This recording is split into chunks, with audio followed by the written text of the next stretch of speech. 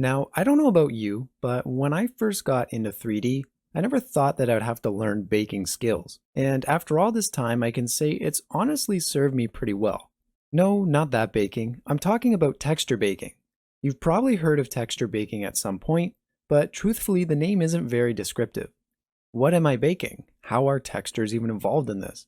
We will be looking at that more practically throughout this series, but let's first look at why it's used. Let's assume I have this model, and it's a really good looking model, but it took me a couple million polygons to get there. In a game engine, that's just not going to fly. So we've retopologized it down to something a little bit more agreeable. However, now we don't have all that sweet details that we once used to. But all is not lost. We still have a way to capture and display those high quality details while using a game optimized mesh. I think you can see where I'm going with this, right? Texture baking, commonly referred to simply as baking, is a method of extracting or transferring information from one model to another. More often than not, this process is used for transferring higher poly surface information to a lower poly game asset. However, one doesn't need to be higher or lower than the other, and we can also copy information from a model's materials as well. It depends on what you are interested in extracting from one model to be used for another. Pretty much all standard modeling applications you've heard of will allow you to bake textures, with other applications such as the Substance Suite and Marmoset Toolbag leading the way in texture baking. Side note, we're going to be using both of those throughout this series. During the baking process, our baking tool of choice will shoot rays from the model we want to receive the baked information. When a ray reaches the surface of our second mesh, it will record the information it has found from that surface and save it into the texture that we're making, relying on the first model's UV coordinates to indicate where this pixel information is stored. We are then able to use the textures we bake for a whole variety of reasons, depending on what is baked and what our intention for this model may be. The baking application we use also plays a pretty important role, as not all applications allow us to bake the same information. So if you've reached a limitation with the application you are using, take a look to see if there is perhaps another one that can bake the information you require.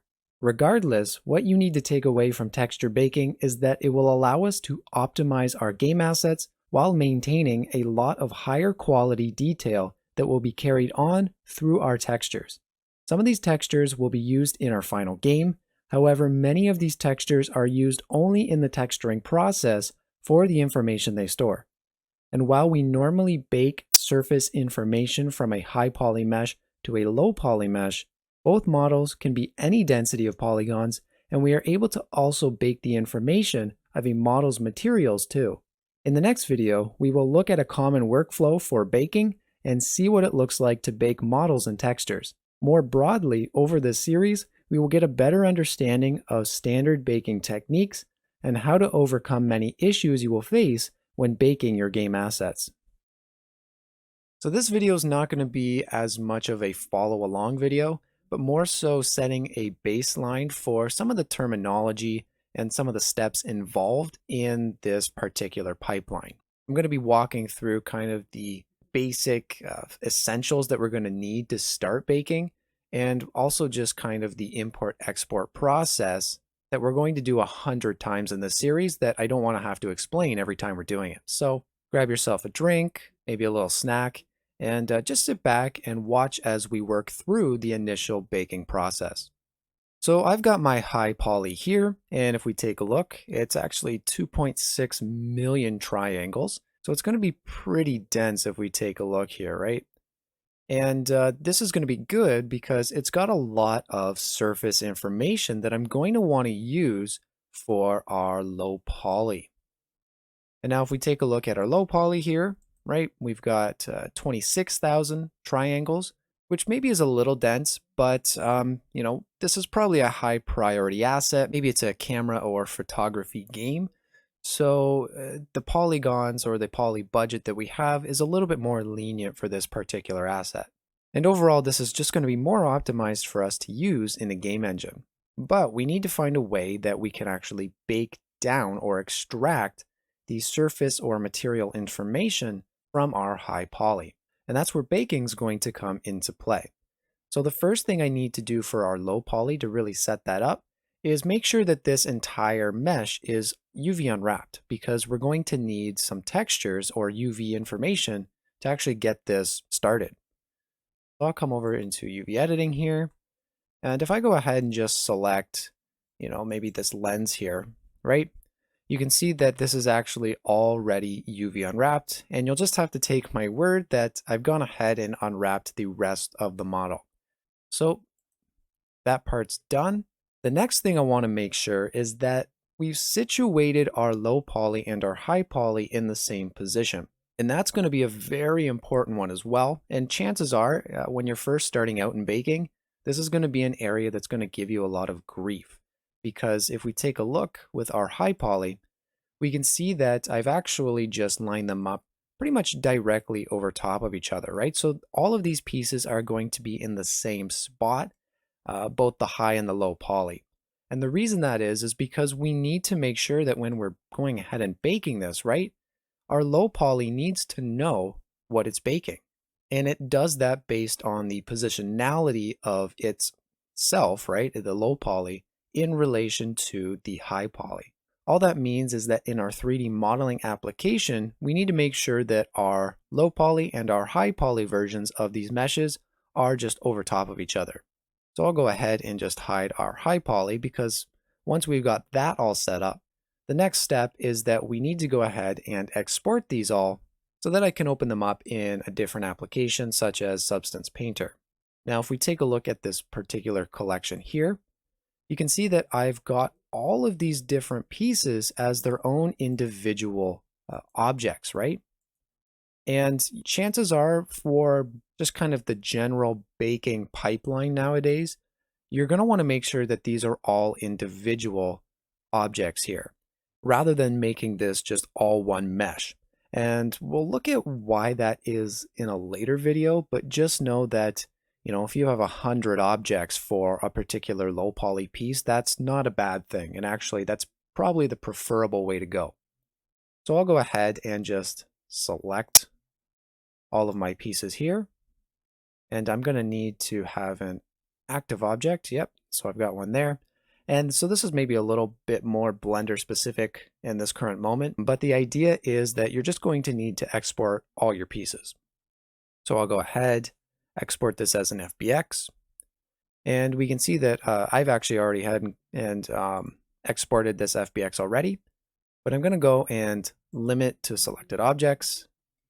I'm only going to want to select the mesh, right? The meshes that we've gone ahead and selected there. I generally tend to switch this to the FBX unit scale, but that's just me. And I'll just check off any animations or bone stuff because we're not going to need that. So once you've got that, you can go ahead and export this piece there. And then we'll go ahead and do the same thing for our high poly, right? We want to make sure that we're exporting all of the pieces. And you can go ahead and export that as an FBX as well. And now I've gone ahead and just swapped over into Substance Painter because that's where we're going to be baking our high poly and low poly. And to create this file, like you can see here, we can just go up and to File here and New. We're going to want to make sure that we import our low poly as the file. So we can go ahead and select our low poly here. I like to work in 2K resolution. And you'll be able to change your normal map format into either DirectX or OpenGL, depending on what you want to work in. Now, if you don't really know the difference between these two, don't worry, we actually focus specifically on that in a later video. But just know that the normal map format you choose here is going to have some serious implications later on if you're using this in a different engine, just depending on which format that engine prefers to work in. So I like to work with OpenGL. And then we can just go ahead and hit OK to create this new file here. So the way that we can start baking in Substance Painter is if I come up to Texture Set Settings and come down to Mesh Maps, you can see that we're going to have this Bake Mesh Maps option. So if I select that, it's going to bring up this extra dialog box here. And actually, before I do that, I just want to position our camera nicely, and we'll see why I want to do that in just a second. So I can bring this up and over here. And so we've got all of these different texture maps or mesh maps over on the left side, and you probably recognize a lot of these, right? Like maybe curvature, definitely ambient occlusion, normal map, and we've got a couple other ones as well. And we'll be looking at what these really do in later videos. But for now, just know that these are going to be very useful for the texturing process, and it's all information we can extract from either the high polys mesh or the high polys material. So I'm going to export or bake, I should say, at a 2K size here. I need to make sure that our high definition or high poly mesh is actually linked so it knows what it's baking from. So I'll go ahead and just select our camera high. And I'm not going to change any other options here. So let's just go ahead and hit bake selected textures and see what it does.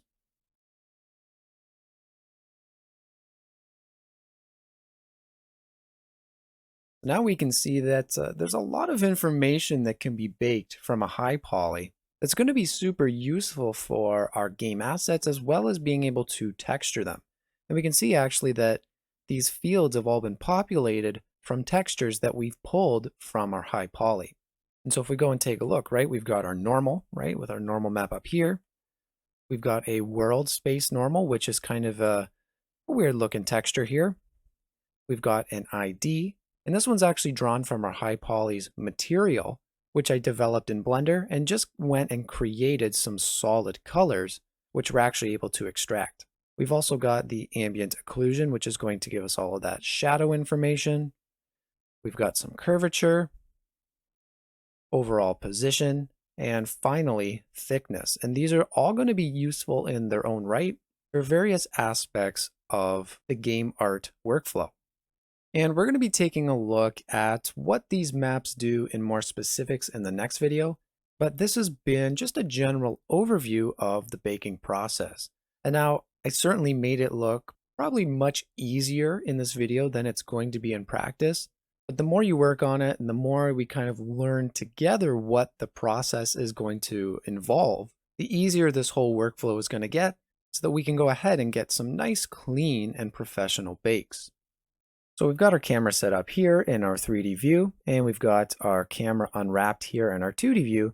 And I just want to take this video as an opportunity to go through all of these baked textures here that we did in the previous video and look at them a little bit more in depth in this one. So I'm going to hit B on my keyboard, and that's going to switch into visualizing our baked mesh maps. Now I can also just come up to here, and under mesh maps, right, we can select any one of these baked maps that we've done. But starting on the normal, we're probably familiar with what the normal map does, but it essentially describes the surface information, which is going to be used for lighting calculations. This is predominantly when we have a really nice high poly that is really smooth and looks very clean at all of its normals. And we want to kind of steal or rip or bake that really high quality information down onto a low poly asset. Right, and we can see predominantly we're getting these ridges here along the lens of our camera. And if I go back into material mode just by hitting M, and we come and turn our wireframe on, right, we haven't actually modeled any of those ridges into the surface of our low poly. That's all from the normal map alone, and that's going to allow us to kind of describe surface information without having to incorporate it into our low poly. So that's really a lot of the power of a normal map. The next map that we're going to take a look at is also what is considered another normal map, but its uses lie a bit of in a different area. And so we can see that across our entire asset here, right? The more upwards facing normals, maybe along the top of the strap, right, along the top of the lens here and atop of all of these surfaces, they're all going to be the same color. And so what this is more describing is the normals of this asset in relation to world space, right? Hence kind of the name there, world space normal. So it's going to find any of the upward facing surfaces or normals. It's going to find any of the frontward facing normals. And if we take a look, right, the front of the camera here is kind of the same color as the lens, which is kind of the same color as over here and in there, right? Anything that's kind of rightward facing is going to be some of that kind of pinkish red. If we take a look over here, anything that's maybe left facing is kind of that greenish blue. And so it's going to describe some of that more global facing normals. And where this is going to be useful is, say I wanted to maybe use this as a mask for texturing, right? And I knew that maybe dust is going to settle on the tops of all of these pieces. Well, instead of trying to figure out, just maybe painting on some of the dust or the dirt on top of this, I can use this mask and extract some of these values, right? The greener values, so that the dust is all just going to settle on the tops of everything. And that's generally what you would use a world space normal for, because traditionally you don't really use world space normals too much in games anymore. They are still used, but predominantly now they're used for just the texturing process alone. The next texture that we were able to bake from our high poly was actually baked from the material of the high poly, and that's going to be this ID map.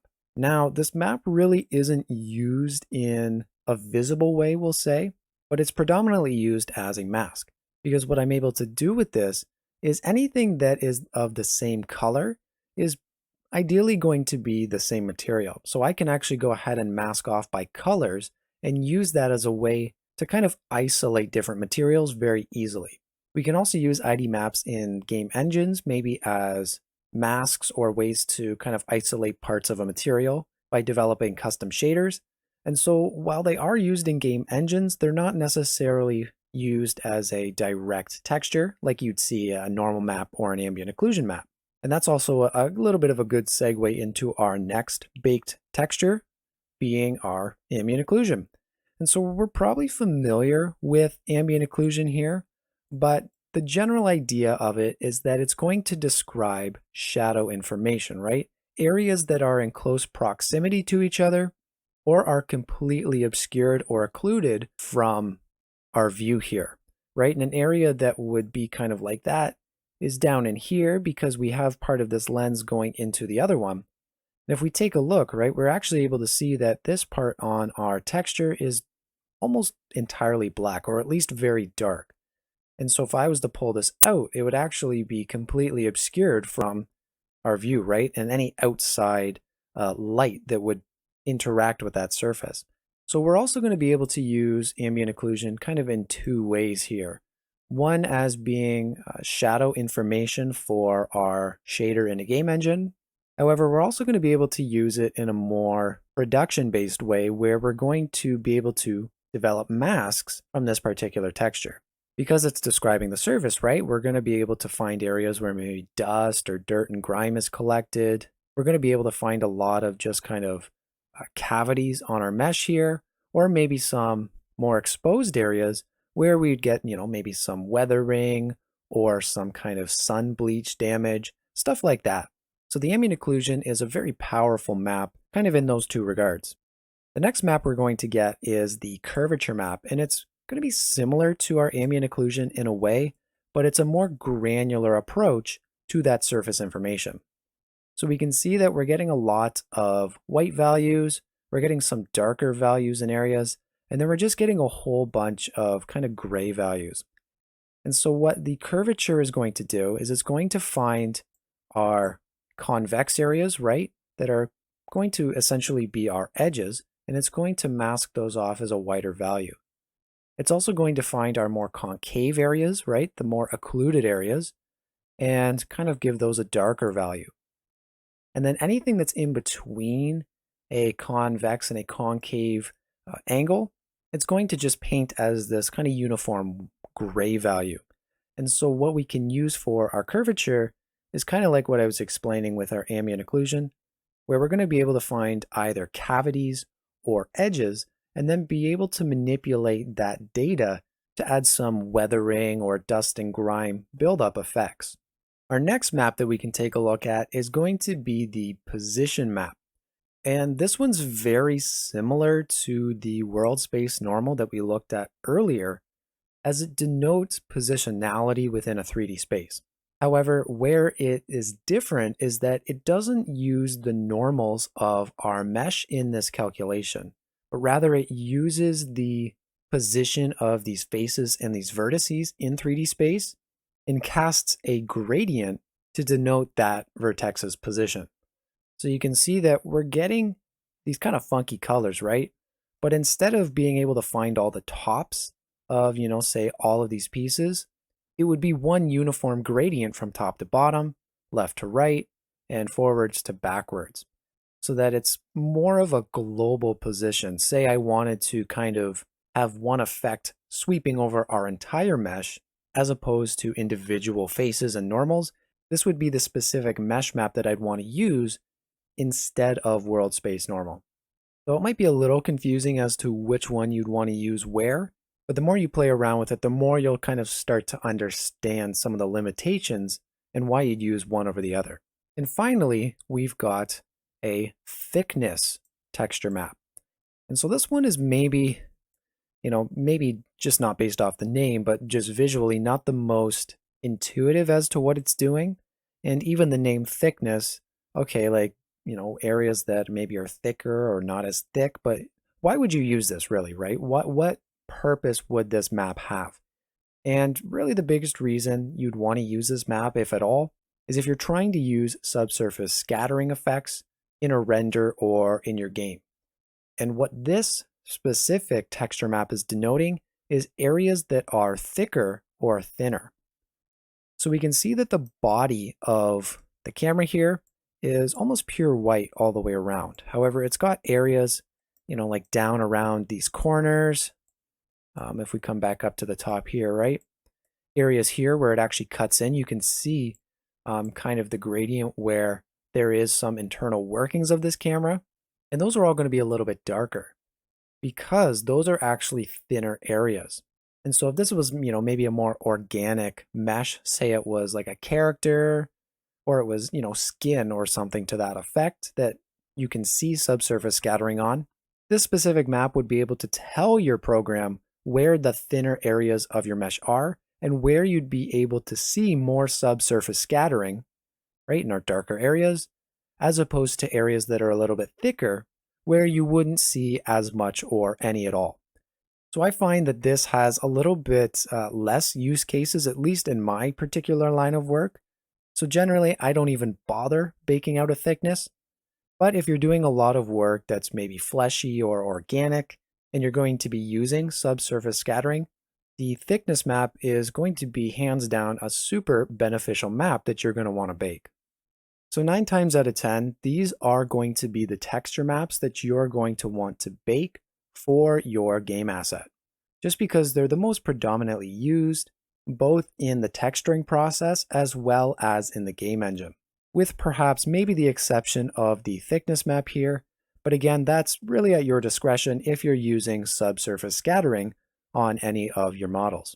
That being said, this is by no means an exhaustive list of all of the textures that we're going to be able to bake from a high poly mesh. And so we're going to be taking a look in the next video as to some lesser known or lesser common baked maps, just to kind of show you some of the other maps that are totally bakeable from a high poly mesh, just in case you find an opportunity where you may want to exercise that specific bake. In this video, we'll take a look at some of the more miscellaneous textures that are still somewhat useful, but maybe less commonly used than the previous textures we've taken a look at. And so the first one we can do is going to be the height or displacement map. And so this is going to be used to alter actual geometry. So if we take a look at our model here, this is actually, if we can kind of see, displacing actual vertices. And so this will be retrieved from the surface data of the model, just like our normal map was retrieved from the mesh of our high poly for the camera.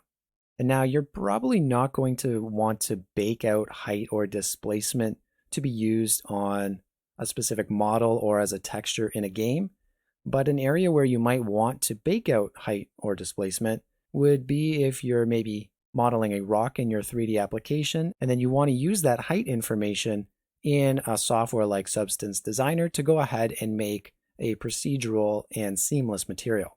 The next texture that we're able to bake is going to be alpha transparency. And so this is going to help us determine areas that should be considered invisible on our materials or our texture. And this is going to be retrieved from the model's material, like our ID map was. And so on our high poly, we can denote areas as being black or white, and that's going to translate over into being transparent or opaque. The next two textures that we're going to be able to develop, we've actually seen before in the previous video, because they're going to represent concave or convex areas of geometry. And we've seen, we can use these for dust masks or edgeware masks, right? It's going to find concave or convex surface geometry.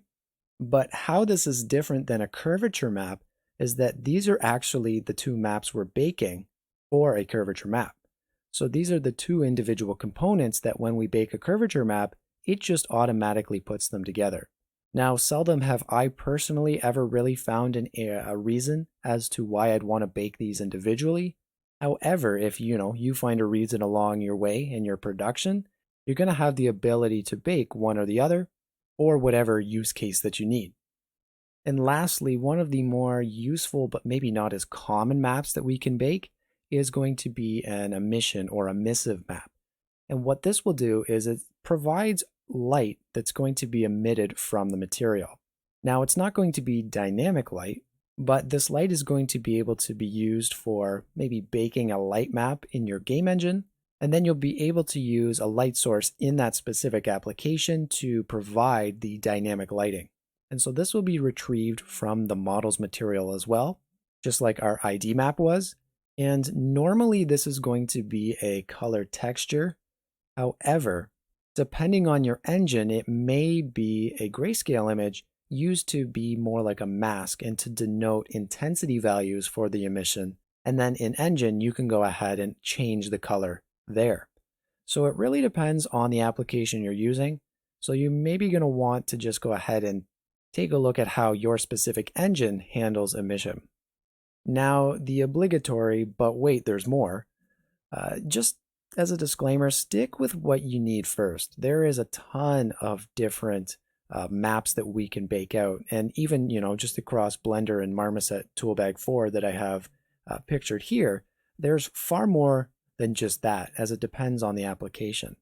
Because, working in film and games and really just CG in general, there's going to be a lot of different use cases for different textures and different information we're going to need to bake.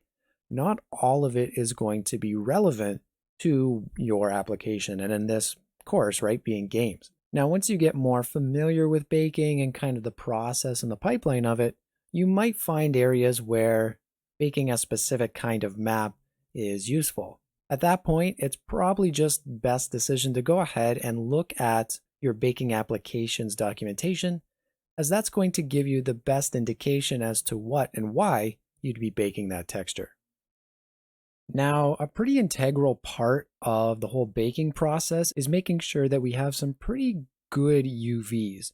And now, when I mean good UVs, I mean decent layouts, proper texel density, those kind of things. Now, this isn't a UVing course. We've actually developed a course specifically on UVing, so make sure to check that out. But more accurately, we're going to be taking a look kind of at why UVing matters and what happens if your UVs are maybe not the best. So I've got this asset here, and it's just going to be a wet floor sign. And you can see that on one side here, right, we've got some larger UVs. And if I just go ahead and select everything there, right, we've got some pretty scaled up UVs. And on the other side, we've got some pretty scaled down UVs. And these ones are a little bit denser, I should say. And so if we take a look at our UV space here, now obviously this is not well optimized. If you're actually working on an asset, you're going to want to make sure this takes up a lot more space than this does. But for sake of argument, just pretend that this is a pretty decently optimized texture. And we can see that on this side here, right, we've got this taking up far more space on our texture set than this side over here, if we take a look, right? Let's bring this into Painter as well as our high poly to bake off of And let's see how these UVs actually affect the entire baking process. So I've got my project set up with my low poly in the scene here, and I'm going to go ahead and just bake it with a high poly version that I have. All right, and that was pretty fast. So you can see that we've got a pretty good resolution version, right, with our normal map and our ambient occlusion here. But if I spin this around and take a look at our lower resolution side, right, you can see that that's, well, a lot less desirable, we'll say. And so it doesn't just stop there at the baking, right? If I go ahead into our 2D view here, and let's start over on the other side here with our higher resolution. So I'm going to go ahead and add some text there. If we come up to our alphas, and I wanted to say maybe something like caution, right? It is a caution sign, caution the floor is wet. And so we can go ahead in our 2D view here, bring this up, and we can go ahead and actually I just need to make sure that this is a value of white. So now when I select that, right, looks pretty crisp, very clean, right? That's pretty good resolution. But say I want to do that over on the other side here. And we'll just get our light source over. So I'll come over here, do the same thing, right? It's also going to affect not only the bakes, but just the overall texture resolution that we're going to receive and be able to work with. So this is why proper UVing is going to really come into play and is something that if you're not very comfortable with yet, you're going to have to definitely become more comfortable with before you can start getting really clean bakes. So the title of this particular video is probably going to be something like Rays, Cages, and Explosions. And that sounds really cool, right? And I guarantee you that it is cool, but it's probably not as cool as the name suggests. What we're going to be taking a look at in this video is just kind of how and why baking works and does kind of what it does. Because so far, all we've really seen is that we plop a low poly right into the middle of our scene here. We make sure that our high poly is also in the same position, right? Very important. But then we export this all and then just press bake in a different engine, and it just kind of does its own thing. So let's take a look at why baking works and what exactly is happening kind of under the hood. So we've got our low poly here, and if I go into edit mode, I've got these little lines that are protruding from my mesh, and these are the surface or face normals. We can see that if I go ahead and start to move around some of these vertices too, right, that our normals or these lines are actually going to change based on the orientation of the actual face. And really, in essence, this is what we're baking from a high poly, right? And then we're going to condense it down to display it on a lower poly mesh. So if I go ahead and take a look at our high poly here, you can see that it's got significantly more faces and therefore it's got significantly more normals. And that's why we go ahead and bake from a high poly, just because it's a much denser resolution, right? We're getting a much better and smoother surface to really describe the normals of the mesh. If I come back down to our low poly here, we can consider these lines as being rays that are shooting outwards and inwards on this mesh. And so when we're baking, what we're actually doing is shooting these rays outwards from each face and inwards to try and find the high poly surface that we're trying to extract information from.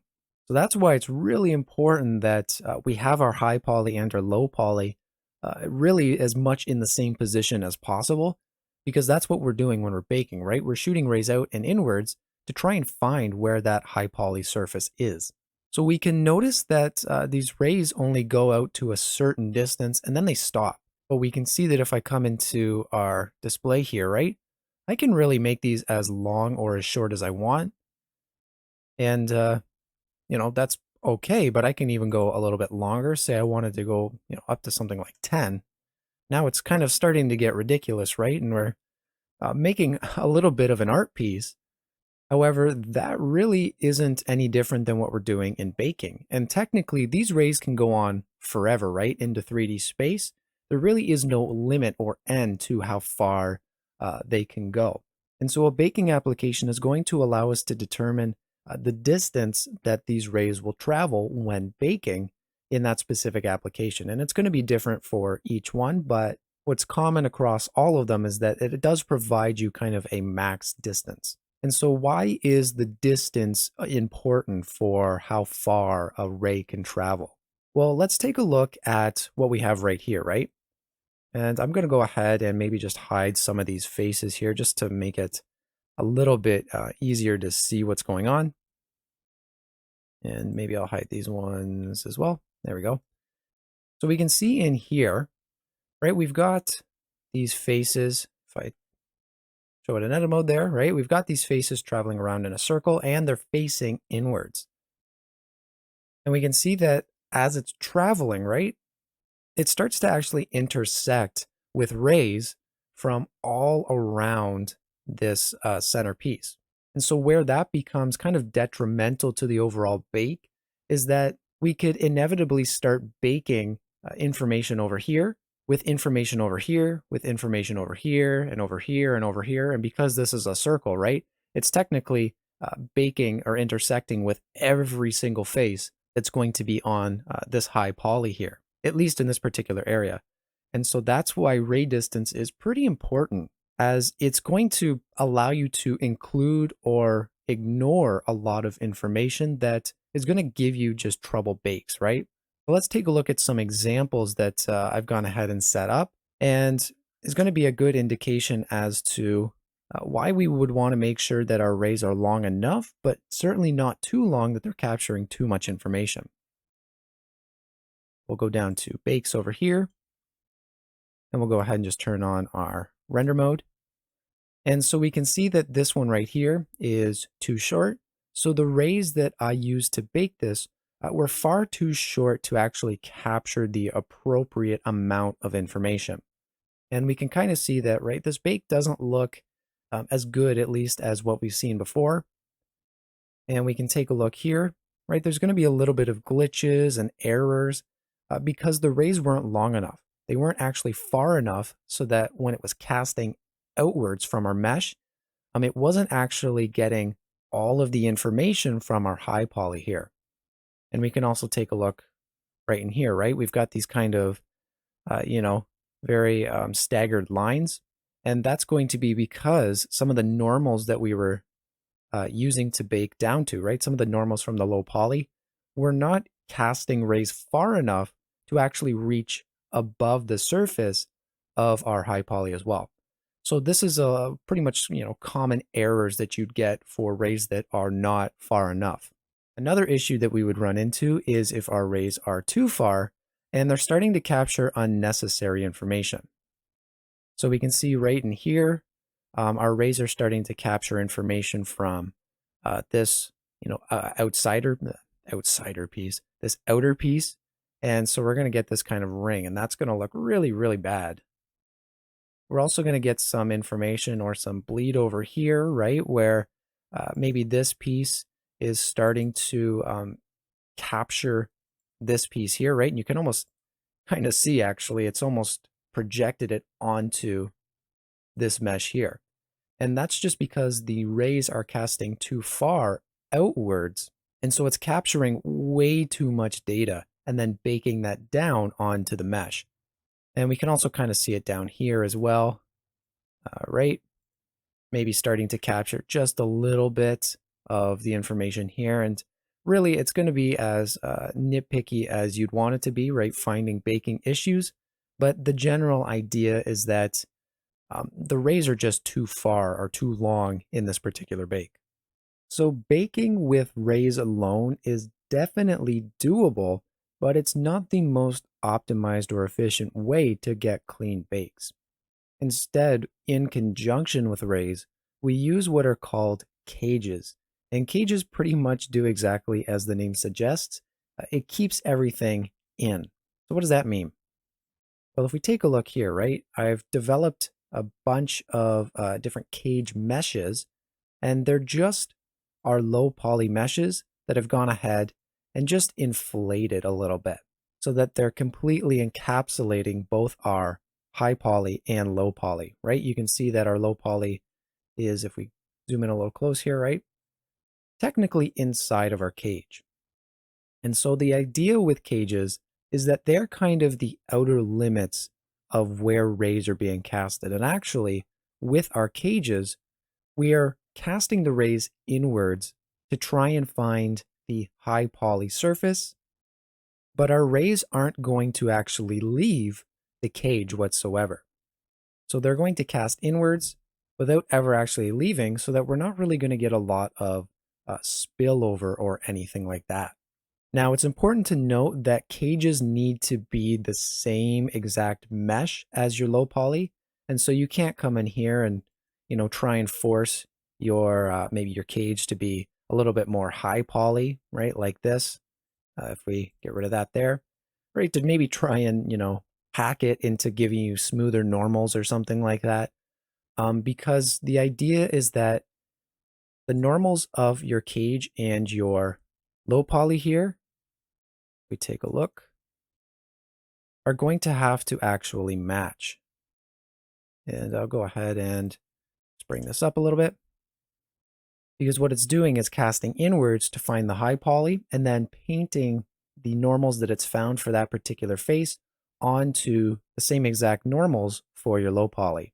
And if you're going to have a polygon mismatch from your cage to your low poly mesh, it's just simply not going to bake. It's probably going to throw you errors. Nothing's going to work. You might cry a little bit, kind of the ebbs and flows of the baking process. But the idea is that your low poly and your cage need to be the exact same mesh.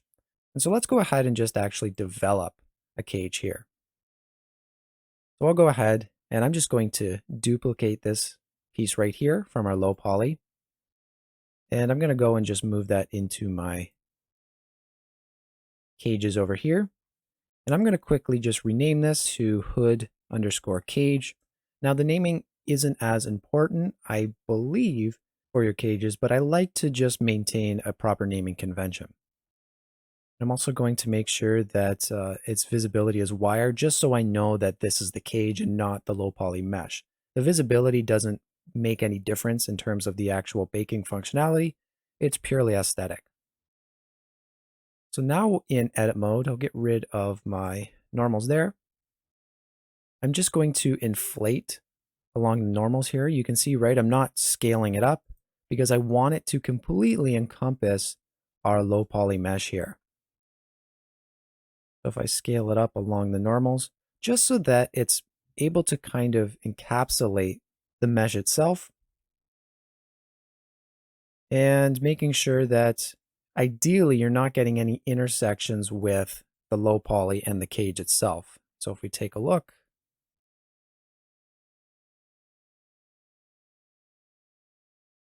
and really as easy as that, we've gone ahead and made a cage. And once you're ready or satisfied with how your cage is, how do we go ahead and actually use this? Well, we do the exact same process that we've been doing for our high and our low poly, where we'll just have to go ahead and select our entire cage here. And then we're just going to simply want to export it as an FBX like we've done for the other two meshes, and then bring this into our baking application. And we can see here in Substance Designer where we've got our high definition, our high poly mesh. Directly under it, we also have the ability to use a cage to cast our rays instead. And so we can go ahead and check that on. And then we're going to have to determine a cage file. And so just like we did with our high poly, we can click on this little button here. And I can go ahead and select our cage. And now in the baking calculations, instead of just casting rays, right, using a max frontal and rear distance, right, these are the distances that our rays can travel, it's going to use the cage to determine both of these distances. And again, remember that these rays aren't actually going to leave the cage. And then this is simply going to allow us to go ahead and bake our textures. So now if we take a look at our newly baked out asset using a cage, you can see that we're really mitigating a lot of those issues, right? So we're not getting any of those, kind of weird lines down in here. We're not getting any of those rings around the intersections of these two pieces. We're able to capture all of the information of these ridges. We're not getting any bleed over here as well. And so really baking with cages, at least at a very superficial level, seems to be very robust, right, in what it offers. And a lot of the time, just baking with cages is really going to help you kind of get around a lot of those baking issues. But, and you had to know that there was a but coming, it's definitely not perfect.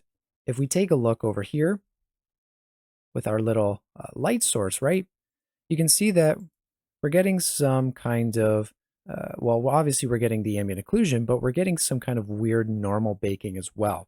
And it's trying to play around with capturing some of the normals from here and then baking them onto here. And it's giving us a bit of a baking issue. Now you could probably go and start playing with the cages, right? And just kind of manipulating and moving stuff around and rebaking it all and seeing what works. And I know this is maybe a little bit of a nitpick, right? Because you're not really that able to see it. But if you're getting some issues still, or some issues are still persisting while you're baking with a cage, there is another option that we can do to just truly remove all potential possibility of baking errors. And this is where exploding our mesh comes into play. So exploding sounds both simultaneously cool and a little terrifying, but I assure you it's not as scary as it may sound. The reason that we're getting that baking issue over here is just something to do with intersections. And even though we've gone ahead and made a cage, like I've said, they're not perfect. And sometimes we're just not going to be able to adjust them in a way that makes sense. So what exploding is going to entail is that we're actually going to have to start to move pieces of our geometry away from each other so that we give them the proper distance and the proper spacing that it needs to actually calculate only the information that it needs and nothing more. And so how exploding is going to work is we're going to need all three of our meshes visible at the same time. And normally what I try and do is before I go ahead and start moving pieces, I try and make sure that I have basically just backups so that I still have my original copies in place that I can use in a game. Because it is a bit of a pain in the butt to start moving these out, but I guarantee you it's a bigger pain in the butt if you then afterwards, after baking it, have to move them all back in. Go ahead and make a copy. It's going to save you a lot of trouble in the long run. So now that I've got all three, right, of my objects visible here, we can go ahead and just start selecting all three of them. And I'm just going to start moving them out. And I'm going to maybe snap them to the grid.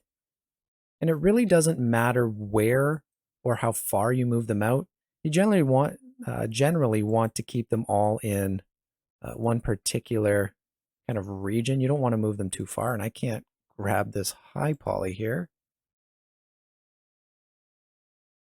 There we go.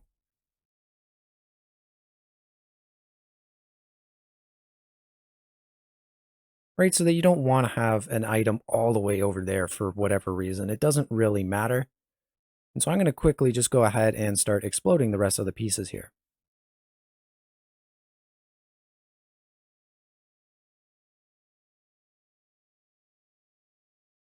And so really, as simple as that, that's going to conclude pretty much all the exploding I'm going to do for this mesh. Now, depending on the complexity of your mesh, you may have to explode more or less. And truth be told, I really didn't even need to explode all of these pieces because not all of these pieces were giving me trouble. Really, it was only this little dot here with this specific mesh. So what I could have done is just kept all these pieces in where they were before and then just removed this mesh here and exploded that. However, I wanted to show you the process of exploding the whole thing, just to let you know that this is also a viable option. Let's go ahead now and export all of these pieces for our low, high, and cage exploded, and we're going to bring them into Substance Painter and see what that looks like. And now I've got my low poly all set up in Substance Painter here. We can go ahead and take a look at baking some mesh maps. And I'm going to just deselect them all. And I just want to bake the normal and the ambient occlusion. And let's make this, we'll do a 2K texture. Right, I'm going to find my high poly here. lens exp high. And I'm also going to use a cage just to, add the extra layer of security so that I know that my rays aren't baking just crazy distances. So we'll select our cage here, and I'll go ahead and just hit bake selected.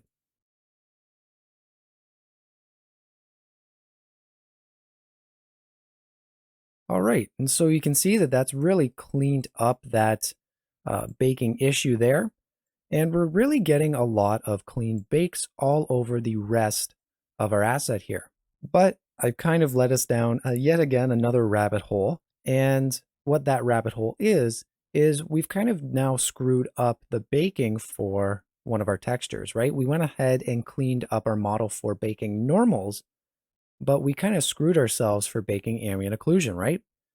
Because if we take a look, we can see that now this is starting to bake some ambient occlusion because of the proximity of this piece, right? And we've got some, ambient occlusion down on the bottom of this because we're baking it close to this piece. We're not getting any ambient occlusion from this piece onto this model here. And so now we've kind of, because we've moved everything apart, we're not going to have the ability to do some proximity baking for our AO. So exploding is also not a perfect solution, but it is a method that we can use to try and clean up our baking for our normals. And if we wanted to go ahead and bake our ambient occlusion, we would have to go and make sure to bake our meshes like how we had it before with everything intersecting. And so this is going to be a little bit of the trade-off for this particular workflow. However, in the next video, we're going to take a look at how software and applications have kind of developed a new way to work, which is going to allow us to keep our mesh all together without having to explode it. And we're going to be able to bake both normals and ambient occlusion data together and still get high quality professional bakes. Now, the techniques that we learned in the previous video are very important, and really they're foundational to understanding how and why baking works. But as we've seen, exploding our mesh or making cages for our mesh is very time consuming. And again, there are still some issues with it, like we saw with exploding, where our ambient occlusion map wasn't actually able to be baked appropriately because we needed our mesh together as one piece. And so while it gave us clean bakes for our normal and maybe for our curvature map if we decided to bake that, we'd ultimately have to end up baking this asset twice, one where it's all assembled and one where it's exploded. And really in a production environment, that's just going to be way too much work. That being said, the method that I'm going to show you in this video is very software specific, and that's why I wanted to show you these other methods, because if you don't have access to the software I'm going to show you in this video, you're not really going to be able to access this functionality. So you're going to have to rely more on the concepts that we explored last episode. So the concept we're going to take a look at in this video is going to be what I am calling mesh linking. And the reason I'm calling it mesh linking is because in Substance Painter and in Marmoset Toolbag, the two software we'll be looking at in this particular episode, they call it something a little bit different. But the general gist of it is that we're linking together specific meshes so that our low poly knows to only bake information from that object, the linked object, and it's going to ignore the rest. So how do we start setting up our mesh linking here? Well, it really comes down to the naming conventions of our objects and making sure that we're naming them appropriately. So we can see that I've got all of my low poly objects in here, right? And so dial 1 low, we've got dial 2, we've got hood low with a capital L. Down here we've got slider thingy.001. This naming is all over the place, and intentionally I did that to kind of show you how we're going to fix it, but we're going to need to make sure that we have a consistent naming convention. And if we go ahead and take a look at our high poly here, you can see that I've gone ahead and actually named these all consistently with the suffix underscore high, and the high has no capitalized letters, it's all lowercase. And traditionally across these two applications, being Substance Painter and Marmoset, the general convention is that you want to name your high poly objects with the underscore lowercase high. And the same thing for your low, where it's the underscore lowercase low. So I'm going to go ahead and fix some of the issues that we have here, making sure that we call this dial underscore to underscore low, right? Lowercase low. I'm going to want to make sure that we have our hood with an lowercase, I should say, L as well, because even though it is hood low and our high poly version is going to be hood high, if it's looking for a lowercase L, it's not going to find this particular object or this particular mesh.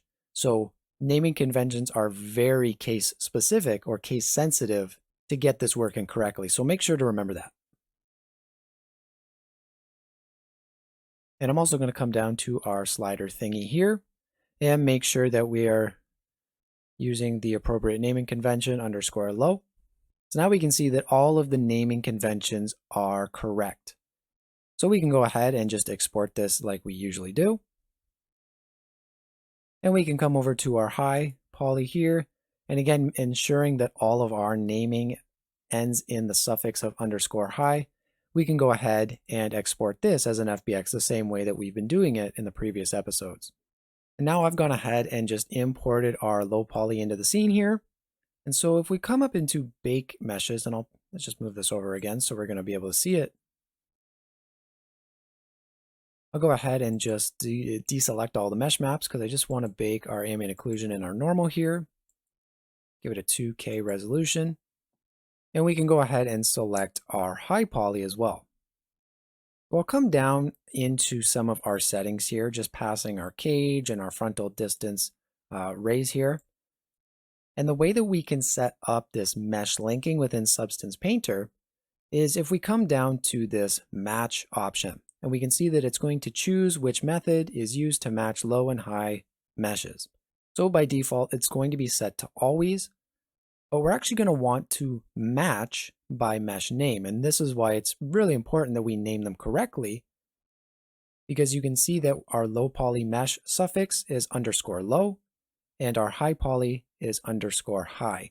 Now, if we, had all of our meshes with the suffix underscore low and it had a capital L, then that would be totally fine. But the problem was that we only had one of our meshes named that. And so this needs to be a consistent naming convention across all of them. So I'll go back and just change that to lowercase l because that's how we've named them. And so now notice that I've not done any exploding. We've not gone ahead and added any cages. And I'm just going to go ahead and bake this.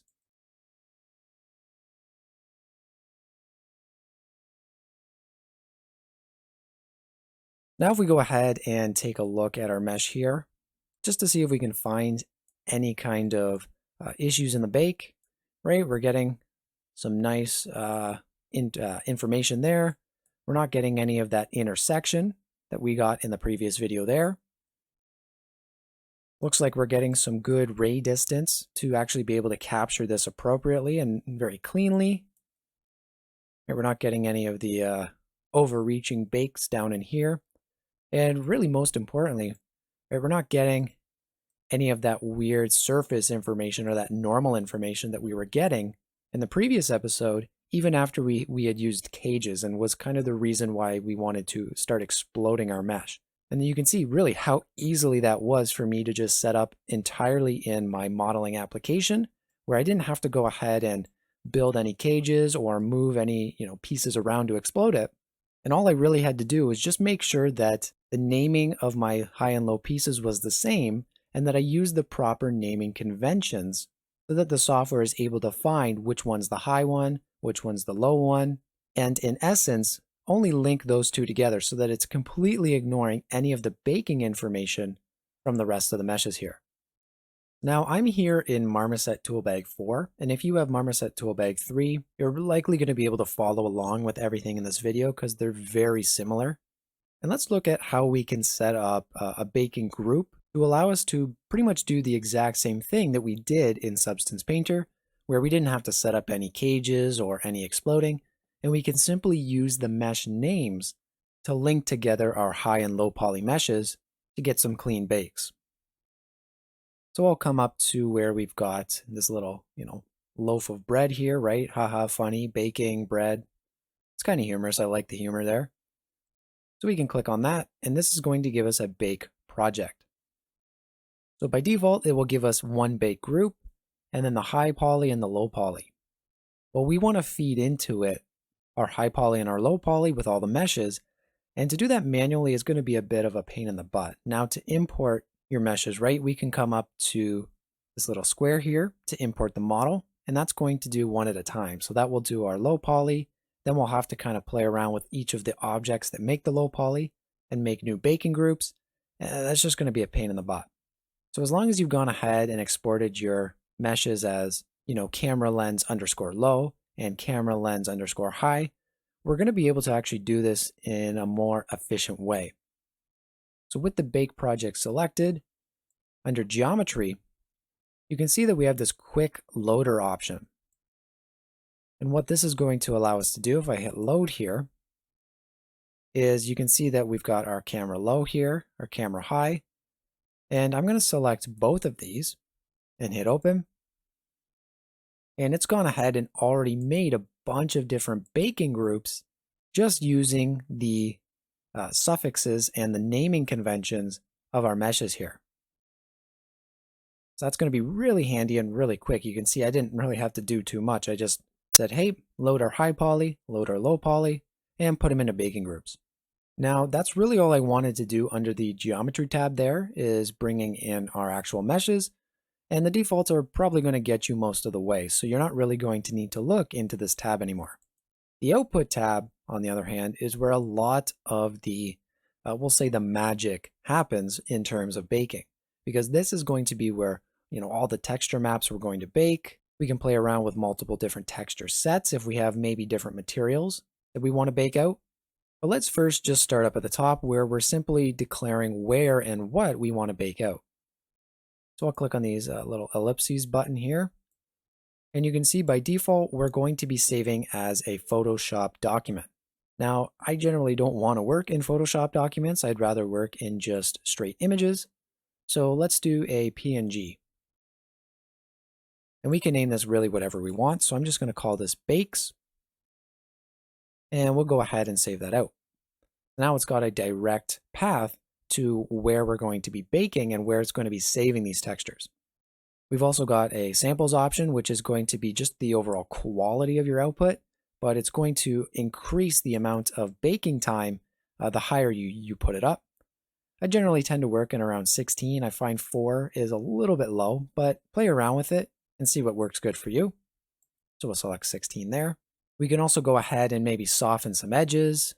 We can play around with the format of the actual images, right, to include more bit depth. However, working with a PNG, I'm going to stick to 8 bits. We can also play around with the amount of padding and the padding size, but I find the defaults also work fairly well for my project, so I'm going to leave those alone. Now, like I've said, if we had an asset maybe that had multiple texture sets, we're able to actually declare multiple texture sets and have them all bake out individually. But since we're only working with one, right, if we remember that we've UV unwrapped this and it all fits within one texture set, so we're only going to be baking out one, so we don't need to worry about this either. And finally, you can see that we have these maps option, and we've got a couple of them here, and they look very familiar, right? We've got normals, normals object, which is, considered to be object space, or as we've also seen, world space normals. We have curvature, ambient occlusion, and an ID. We've got a lot of the same from Substance Painter, however, they're not all here, right? We're missing a couple. Well, if we come up into Configure, you can see that now we're going to have a ton of different maps and far more than actually Substance Painter allows us to use. So if I wanted to, I could go ahead and add a thickness map. We could also come in and, add a convexity and a cavity map. We could bake out a position map. We could really, bake out a whole ton of different stuff, even baking out maybe materials from the higher poly. But realistically, you're probably not going to need these a ton. I'll go ahead and close that. And for now, I'm just going to go and bake out the normals first, just so that we're not waiting a lot of time for this to all bake out. And now that I've got this all selected, how do I actually go about baking it, right? Well, you'll probably notice right up here in the top left, we have a bake button. And simply, that's just going to bake everything. So if I go ahead and click bake, You can see it's going to take a few seconds and hopefully it doesn't take too long. And just like that, it's gone ahead and baked. But it's not shown up. So how do we actually go and view that? Well, we can go to our lens material here, and I can go ahead and click on this and then go and find this particular bake. However, if I went ahead and, baked all these textures, I don't want to have to go to each individual one and set that all up, right? So what we can do is, you can see we've got a couple buttons here. This L stands for low poly, right? We can toggle the visibility of our low poly. As naturally we can assume that H is going to be our high poly, right? And P is going to be basically previewing the outputs or the bakes that we got. So take a look over here while I press this button here. Well, I guess it's going to actually remove the selection, but you can see that it's now gone ahead and just automatically imported all of the bakes that we've done onto this material. Now we only did one bake, but if we did more, it would all import here. So very easily we can see that we've got some pretty clean bakes, right? And using those baking groups that we've talked about before, we're not going to get any issues really, or ideally with this bake. And it's really going to just be super easy for us to move back and forth between software in terms of exporting our meshes, naming them appropriately, and just baking everything together. However, say that we baked it all out and, it's looking pretty good, but we get something that looks like this. And hopefully we're able to, based on our prior knowledge from the last couple videos, kind of understand what's going on. We're getting some baking issues that has to do with, well, fundamentally rays, but more abstractly, it has to do with our cage. And you're probably thinking, okay, well, we didn't make a cage, so how is it a cage issue? Well, if I go ahead and click on this, it's going to open that bake group, and we can take a look at clicking on the low option here. You can see that Marmoset is actually going to develop cages automatically for us so that we don't even have to make cages anymore, and we're still going to be able to alter them real time. So if we take a look, we can see that this cage is really, really tight. And if I actually come back just to our high poly here and come back to our cage, I want to just get a good angle. You can see that if we take a look, our cage is not far enough outside of the high poly to really be able to capture all of that information. And so that's really what's happening, is it's not far enough away to cast rays that are going to be able to encapsulate all of that data. So hopefully that is able to better illustrate stuff that we were learning in the last video. So now let's take a look at actually fixing that. I'll just make sure to hide our high poly here. And I'll come back to our low cage here that's automatically set up for us. And you can see with that selected, we're going to have a few options here. And underneath, we're going to have this cage header. So realistically, all I'm going to have to do is just change the max offset of the cage here so that it's going to expand off and away from our mesh, right? Like I was doing before where we inflated our cage. So I'll just bring this up just a touch, right? And it's just going to expand that out. And you can see that's gone ahead and very easily actually fixed all of that baking issue. And it's going to quickly auto bake so that it's going to demonstrate and show us the changes that manipulating our cage has actually done. Now we can take a look here and see that auto bake is right now on the quick option. We can set that to none so that if I went and changed the cage, it's not going to automatically update. Quick is just going to be a very quick visualization of it. And we can also do a full bake. So it would go ahead and actually rebake whatever textures that we have set up here. I generally tend to like to keep it on quick just so I can see whether it's working or not. And then whenever I want to, I can come back and give it a full clean bake. So over the past two videos, we've learned a lot of tips and tricks and techniques on how to go ahead and bake things out. But how do you determine which pipeline is the best for you, right? Well, ideally the easiest one should be the first answer, but it really comes down to what software you have available to you. If you don't have Substance Painter or Designer or a Marmoset tool bag, I definitely recommend picking them up, But if that's not an option, you're going to have to take a look at working more with cages and possibly exploding your meshes in case you're getting some baking issues. If you have Substance Painter or Designer, you're going to be able to harness the ability to match by mesh name, which is going to be really useful for baking out a whole bunch of textures without having to go ahead and explode a lot of your meshes. Now, that being said, you can also still use cages, but you're going to have to manually import those cages. And if you're getting any issues like we saw in Marmoset Toolbag, where maybe my cage was a little bit too small or too short, that's going to be a manual fix you're going to have to change in your modeling application. Where Marmoset Toolbag I think really shines is that it makes a lot of this baking process super easy once you know how to set it all up. And even if I get everything into the software, I still have the ability to manipulate cages if I'm getting baking issues. So these would be some reasons why you'd maybe want to use one over the other, but at the end of the day, it's totally up to you, whatever workflow that you've established and whatever access you have to specific software. Just know that with mesh linking, that is a more software-specific workflow, so determine whether or not the advantages of that particular workflow is worth picking up one of these software. So we've got our model here, and it's all flat shaded. So we're going to get all of the faces and the polygons and edges and all that. And we're not going to want to go ahead and bake this quite yet, as we can probably just kind of intuit. We're going to get some weird really artifacts when baking, right? We're going to get all these faces showing up in our final bake here. So we're probably going to just instinctually understand that we're going to need to smooth shade all of these faces to get a proper texture bake for this guy. So we might go ahead and select everything and then go and shade it smooth. And then think, okay, right, now everything's shaded smooth. Let's go ahead and bake high poly information down onto this guy. Now, while you could do that, I really wouldn't recommend it, not yet at least. Because right now our normals for our low poly here are actually kind of screwy. And so what we would be doing is using screwy normals to cast out rays, to capture information from our high poly, and then bring that high poly information back down and then display it on an asset that kind of has screwy normals. So we already kind of are starting at a loss here because of the normal information for this low poly asset.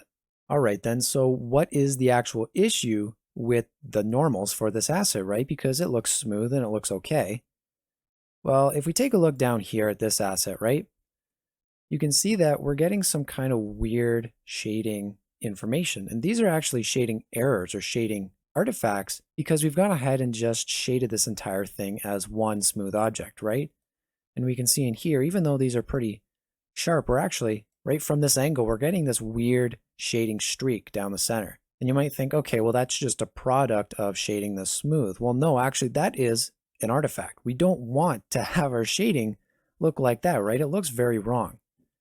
And if we come up to maybe another asset like this, right, with the hood object here, you can see that as I go ahead and kind of come at a more grazing angle, we're going to get this, again, dark band kind of just moving along the normals there. And it might be a little hard to see in the recording, but this is also a shading artifact.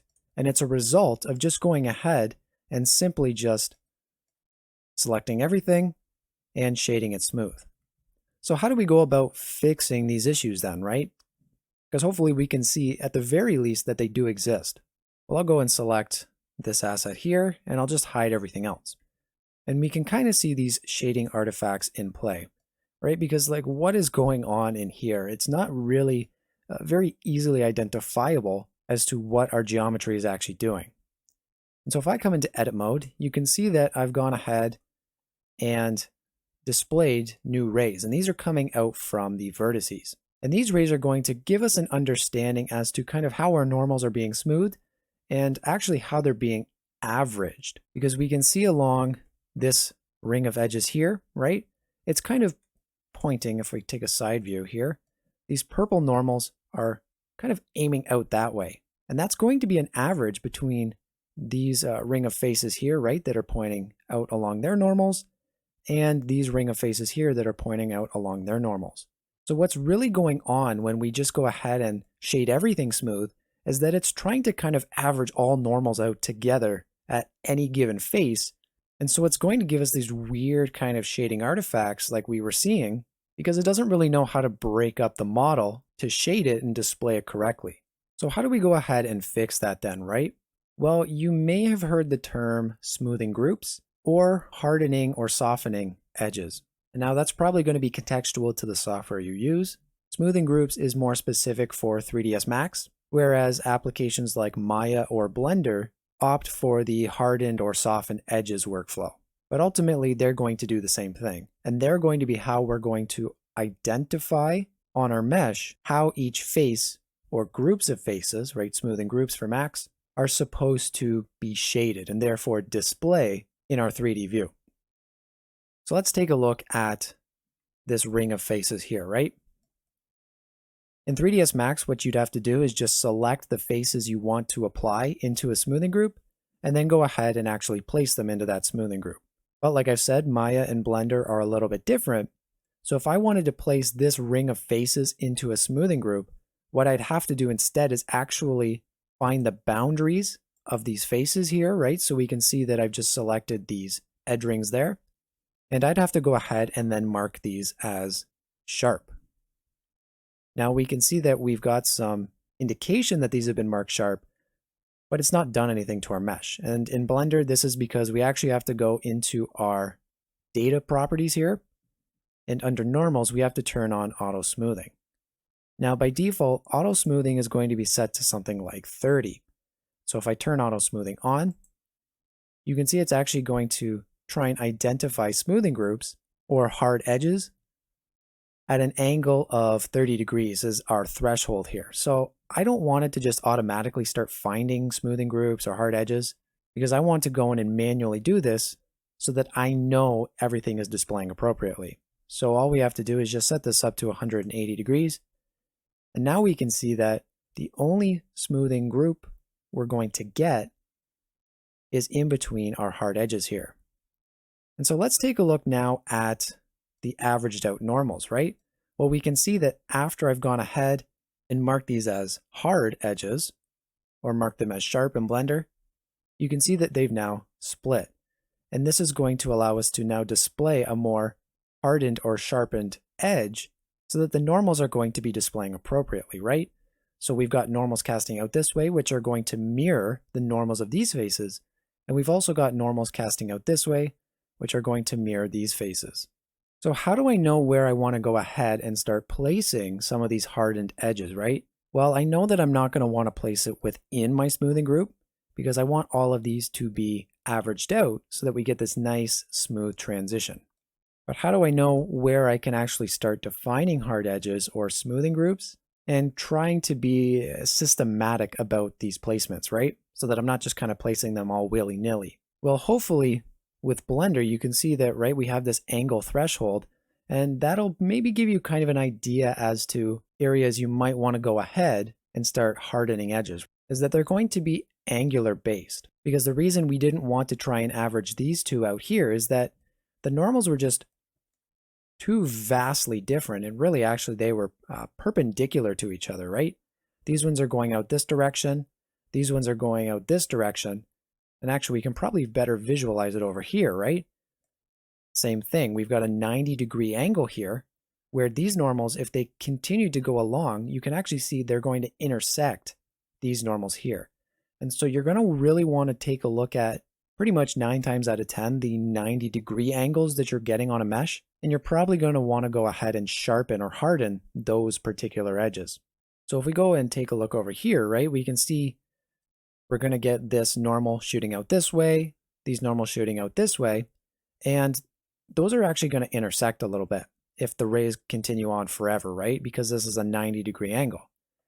And we can see that it's trying to average out those two, but when we take a look in object mode, right, well, you can't even really see the 90-degree turn there, right? It looks very smooth, actually. And while it looks kind of cool, this is going to be a shading artifact. We don't want that because we want to be able to actually define and see that cavity there. So I'll go ahead and select this 90-degree edge there. Go ahead and mark that as sharp. So that now, right, we're going to get some more accurate lighting information just from our matte cap here, but we're going to be able to see that geometry intersection so that this piece actually looks a little bit more definable than it was before. So if smoothing groups and hardened edges is making sense to you, you can probably go ahead and just skip the rest of this video because we're going to just be taking a look at defining some more hard edges for the front of this piece here. And we're going to be looking at the difference between a completely smooth mesh and one that has multiple smoothing groups across it, just to see what the visual difference is on our normals. So if you stuck around, right on, let's take a look and see how we can go and define some more smoothing groups.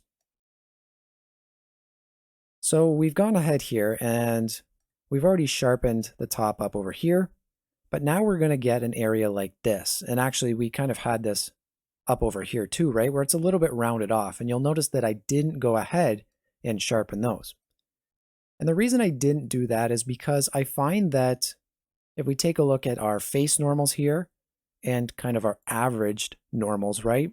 And just in case it wasn't actually clear before, we're not really seeing these blue normals on our mesh, right? It's actually these pinkish normals that are being displayed. The blue normals are just giving us an indication as to the direction the faces are actually facing. But I find that these pink faces for this turn right here are actually doing a pretty good job at averaging out the normals of these faces here. So I don't want to go ahead and then just try and mark this as sharp, because even though it's going to help us define an edge, right? I want this to kind of be a little bit softer, because now on our mesh, we're going to actually get this very harshly defined line that when we bake, it might be visible. And I don't want to be able to see, this very visible hard edge here. So that would maybe be an area where I would just kind of leave it because it's not exactly a 90-degree turn. And I think it's doing a pretty good job of averaging it out. However, if we take a look, right, as it runs down, you can see it's going to run in to two, well, I guess one 90-degree turns here, right? And if we take a look, right, these normals are going to actually intersect with these normals, right? They're very perpendicular. And if we also look back in object mode, can't even really see the edge there, right? Now it's a little visible, but it's really not great. So I'll go ahead and mark this as sharp, right? So that our split normals there are actually averaging out a little bit better. Well, not averaging out, actually, they're split. But we're going to get a more defined tangent for our low poly. So now this one here too might be a little bit harsh. And if we take a look, I'm actually going to go ahead. Can I hide this? No, I can't because I need those faces. We can see if I take a look here, right? These bottom little rays here are not actually part of this edge loop here. It's actually part of this one here. But we can see that these ones, right? These rays, I don't think are doing a fantastic job of trying to average out, because we've got rays shooting out that way, and we've also got rays shooting down that way. So this is kind of an area where you might want to use a little bit more discretion, because it's not a 90-degree, but actually it's greater than a 90-degree. But I think just because of how our rays really aren't averaging out like I want them to be, and because it's such a small strip of faces here, I'm going to go ahead and just mark that as sharp as well. So again, a really kind of small minor piece, but a lot of smoothing groups you're going to develop are really going to be at your discretion. Now, if we take a look at the rest of the strips here, I think those are doing an okay job, right? We're going to kind of want this to be a little bit smoother, but we can see that it comes down to this really sharp edge here. And this is going to be greater than 90 degrees, right? And actually, it's going to be greater than 180 degrees. And so we can see that these rays are trying to average out two rays that are going in completely different opposite directions. And so this isn't going to look sharp. And again, not really going to be able to see it too well. So I'm definitely going to want to go ahead and mark that as sharp, just so that we're going to get a defined edge there. Right, well, I can see that we're going to get two 90 degrees over here as well. 90 degree and 90 degree. So we can go ahead and mark those as sharp. So we're going to get some more planar faces, or at least some planar smoothing. In here is going to be, again, a little bit at the discretion of the modeler, which is probably going to be you, right? Because it's doing an okay job at averaging it out, but just based on where it is, obviously in our mesh, right? If we kind of come out here, it's on the inside where you're never really going to see it. Does it really matter? Maybe, maybe not. Depends on if you want to animate this piece and it's going to be visible. I'm going to go ahead and just mark it sharp as well, just so that we're getting some more definition in our low poly here. And as we go along, right, these ones are probably going to be a little bit easier to identify because we've got 90 degrees, 90 degrees, 90 degrees, and 90 degrees. So I can go ahead and mark those as sharp so that we'll get some definition in here. And really just like that, you're going to be able to find a lot of areas that you're going to want to kind of mark as sharp or mark as smoothing groups. And some of it is just going to be trial and error. Sometimes you're going to go out and bake your mesh with, what you think or believe to be really good smoothing groups. And it turns out that you're going to get this very noticeable hard edge. And so that would be an area where you're going to have to decide whether or not it's worth coming back into your modeling application and playing around with these smoothing groups. And we're also going to look at a few ways that both Marmoset and Substance allow us to kind of bake out and bake away some of these harsh edges. But now we can go ahead and take a look and see. Here is our model right now with our smoothing groups all defined. And if I go ahead and take this off, right, this is what it looked like with one uniform smoothing group across the entire thing. So in this video, we'll take a look at how we would go about baking with duplicated shells. Now, hopefully I don't have to tell you what's exactly duplicated or repeated in this particular object, but for many meshes and objects and game assets, we're probably going to have repeated information that we're just simply not going to want to uniquely bake. One, because it's a bit of a pain in the butt to have to go and UV unwrap each individual piece, especially if they're very similar. And two, because it really is not the most efficient way to optimize your UV unwrap. Because if I can just unwrap one of these and then share all of that information with the rest of these pieces, that's going to allow me a much better textile density and therefore cleaner and crisper textures. So there's no way that I'm going to go ahead and try and unwrap all of this and bake this all out individually, because that's just way too much work. And actually for this piece here, if we take a look, you can see that really this is the only unique pieces that we're going to actually bake out. And then we're going to share the UV space with these lamps with the one that we've actually unwrapped and then baked. If we go ahead and take a look in UV space here, right, we can see that we've been able to fit just these pieces here into a texture set. And because I've gone ahead and unwrapped this piece here and just arrayed these are all going to share the same UV space as our one lamp does. So that's a really beneficial and efficient way of, one, unwrapping, and then two, going to be able to share information. But with sharing that UV space, it's actually going to present a bit of an issue because anything that's within this space is going to be baked. And we've seen what baking does, right? It starts to update our texture based on the mesh maps that we've prescribed. And so while it's going to bake this, no problem, and it will bake this, no problem, it's then going to move on to the next mesh. And so it's going to bake this, and then it's going to bake this, and so on and so forth until we've made our way around the chandelier entirely. And because these all share the same UV space, it's going to be baking over top of the same area constantly. And this might result in some baking issues that really are just kind of unforeseeable until we start baking. So how do we go about mitigating that while trying to preserve what we have set up here? Well, one way we could do this is that we could just go and remove all of those arrayed pieces, and then we could just simply go bake this out and then come back into our modeling application and then start to array this around with them all sharing the same UV space. Now that way is totally doable, but it's kind of boring, a little tedious, and it's a bit time consuming as well. So that way kind of sucks. We're not going to do it that way. Another option we're going to have is that we're going to be able to actually move some of these UV shells out of the way so that they're not going to get in the way of the bake. And if we remember, right, I've said just a few seconds ago that the only information that's going to bake is going to be within this 0 to 1 space here. So anything outside of this is simply not going to bake. So what we could do is start selecting some of these shells here, right? Some of the shells that we don't want to be baked, and we can just go and start to move them, off of the 0 to 1 space here. And then when we go into Substance Painter or Marmoset, bake out our information, and then come back in, we can go and start to move these shells back into place.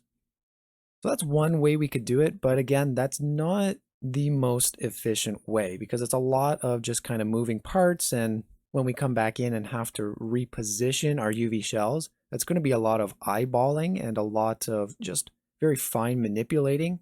And so while it's also another viable option, I don't think that's quite the best one either. All right, so then what's the best method of actually doing this, Chunk? Stop teasing me, okay? Well, if we take a look, even though we're not able to bake any information outside of the 0 to 1 space, traditionally in UV space, if we take a look outside of those bounds, the texture is actually going to repeat forever.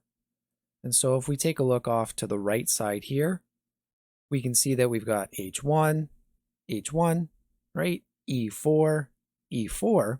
And so what does this mean? Well, it means that as long as I go ahead and move all of our UV shells that we don't want to be calculated in the bake over one entire unit, really in any direction here, right? I can go left, up, down. I can go diagonally if I wanted to.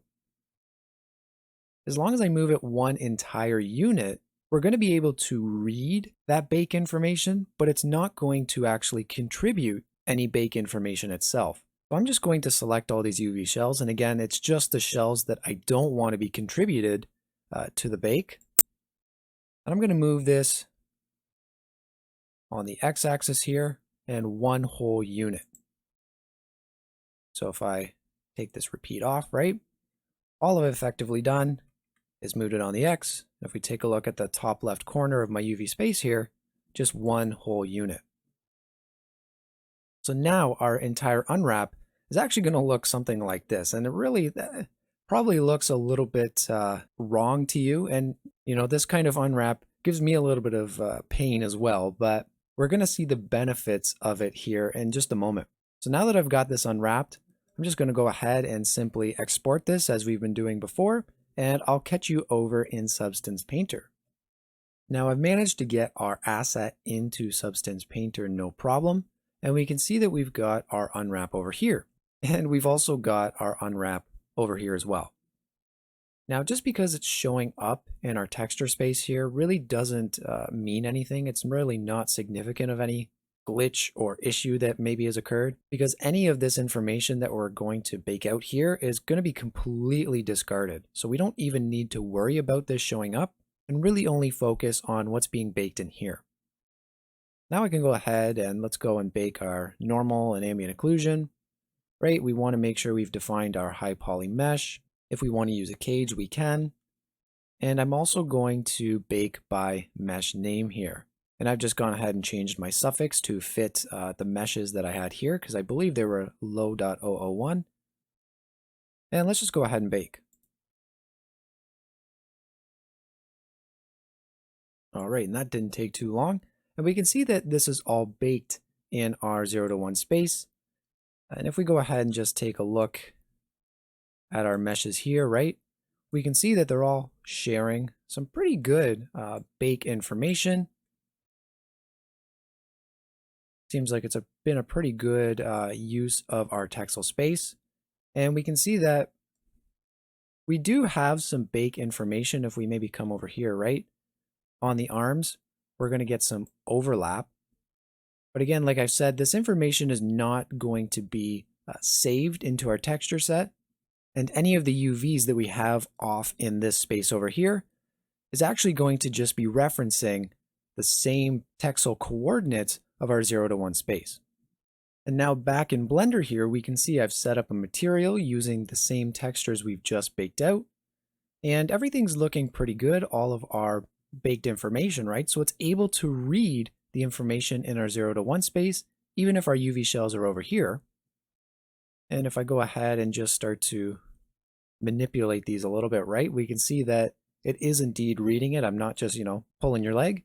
And if I go ahead and say I wanted to move these all back, all I'd have to do is move it on the x-axis, -1 this time, so that it's sitting back in the 0 to 1 space, exactly over the same texels that we actually moved it away from before we decided to bake. And so now whether you move these UVs back into the 0 to 1 space or not is totally up to you.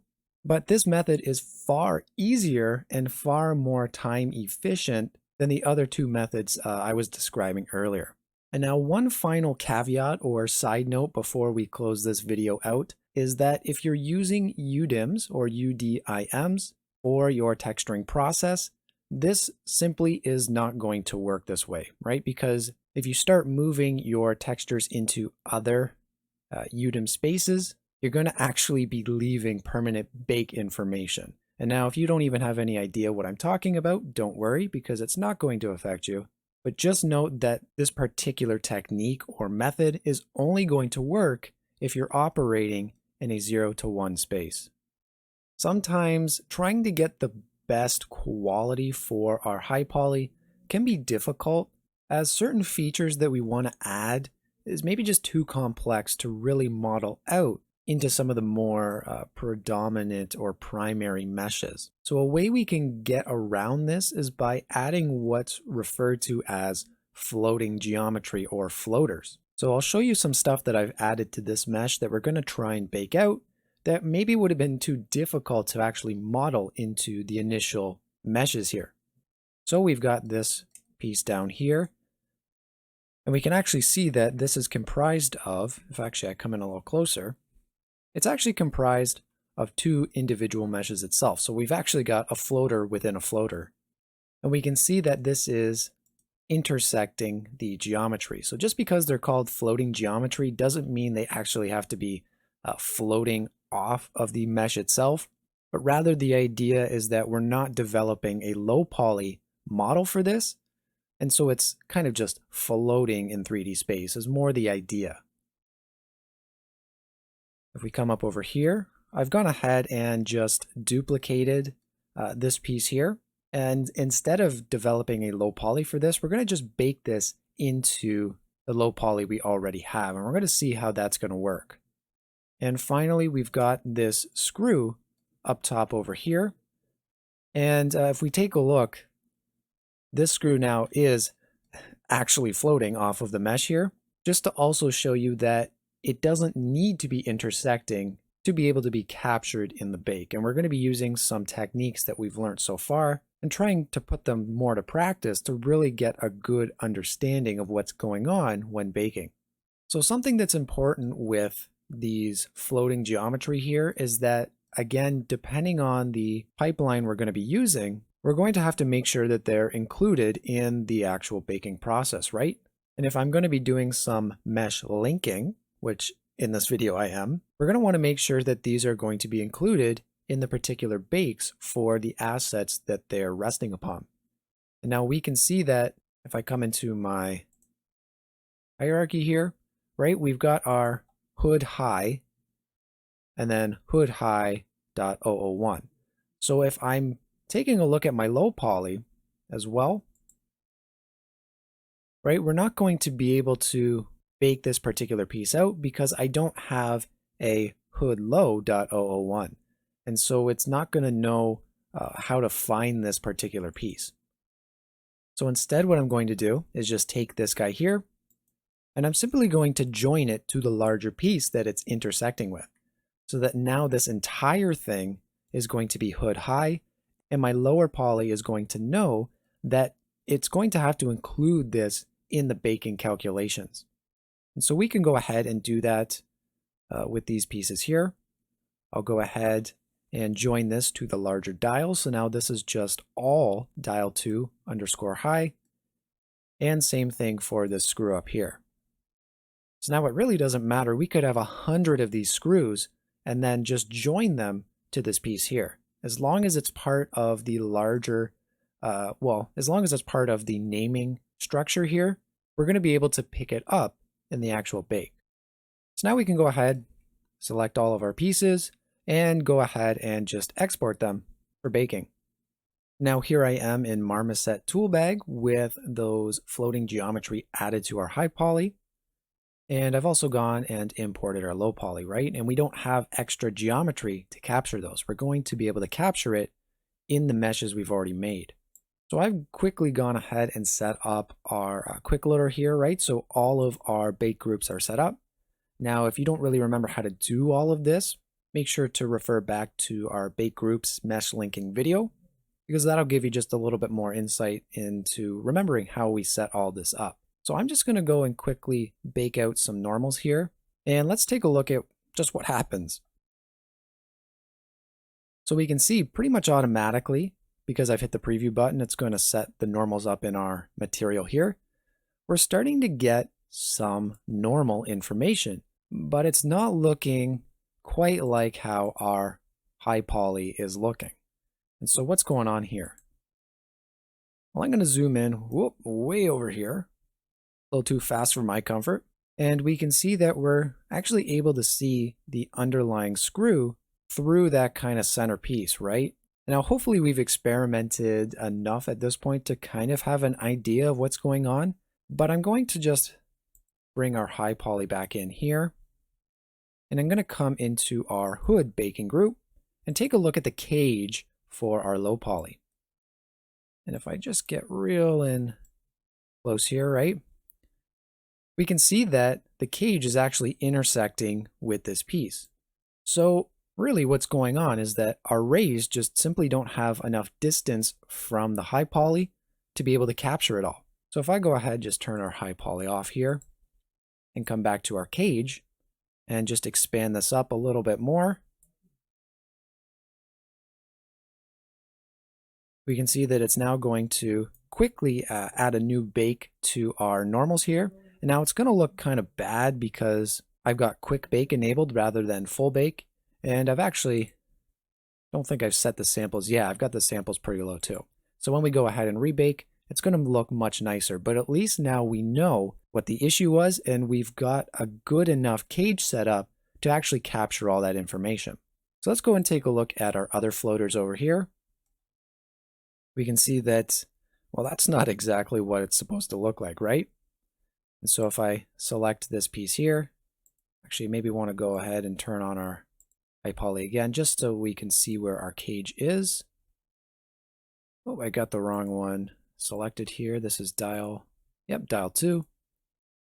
And we can see that, again, our cage is intersecting through this geometry. So we're pretty familiar at this point, hopefully, as to what the issue is going to be. So we can go ahead and bring our cage outwards, just so that it completely encompasses that piece there. And if we take a look, right, well, we're going to know that that's definitely far enough away from this screw, so we're not going to have any issues with that either. Now I'll go ahead and just hide our high poly here, right, so that now we're actually getting all of the information from these floating geo bakes. So now that I've got that all set up, we can go ahead and rebake it. And with the rebake, it's actually going to look a lot nicer now. And so just taking a look at our light here as well, right? If I move our light source around, you can see that it's pretty much going to interact with the surface very much in the same way. However, this would be kind of an example of an area where you'd want to know the silhouette of your object, because we can see that one is strictly a texture of our item, and another one is actually going to change and alter the silhouette and any shadow information that we're going to be getting from an external light source. So while baking floating geometry is really cool, if you're going to want that information to be a little bit more predominant on your model, this would be a consideration where you'd have to determine whether or not you'd actually want to model this piece or simply just bake it in to the surface of your larger model. Throughout your baking career, you're probably going to interact with some baking artifacts, right? I know, understatement. but you're probably going to interact more specifically with some baking artifacts like this. You can see we're getting some darker edges along the top there, kind of wavy patterns. We're going to get some of these wavy patterns kind of in the crevices here as well. Maybe down along, right, you can see here, along this edge, along these edges. And if we take a look down at the bottom here, right, we're also going to get this kind of very similar pattern showing up. And so baking issues do happen, but baking issues as consistent and as common, or at least as similar as these ones, have a more specific pain point that they originate from. And the reason this is that even though this low poly here is great and well optimized, we'll say, for a game, it's not well optimized for a bake. And if we take a look at our high poly here, and I just kind of come up over top, we can see what's happening is that we're having areas where our low poly is just far too low to actually be able to capture appropriately the information of our high poly. And so that's what's going to cause us to have, we take a look, these kind of darker areas because it doesn't know what it's supposed to be baking. So there are ways that we can go ahead and fix this. Because the issue is that our low poly here is just far too low of a polygonal mesh, one of the options we could do is just to make it a little bit higher and add some more polygons to really round this out better and to better capture our high poly mesh here. But chances are that's not really going to be ideal if this is your game ready asset, as you probably have a poly budget to maintain. A second option that we could use is if we went ahead and did exactly what I suggested in the first method, but then after we've baked everything out, we can come back in and start to retopologize this back down to the initial topology of our low poly here. But again, that's just way too much work. Even if it's viable, it's just far too much work. So that leaves us with a third and final option. And what that option is going to suggest is that we use kind of an intermediate stepping stone mesh to be used as kind of a stand-in for our baking. And that's referred to most often as a mid-poly mesh. And so mid-poly meshes are really good for capturing more of the information from a high poly, and all of that baked information from our mid-poly is going to be directly transferable to our low poly.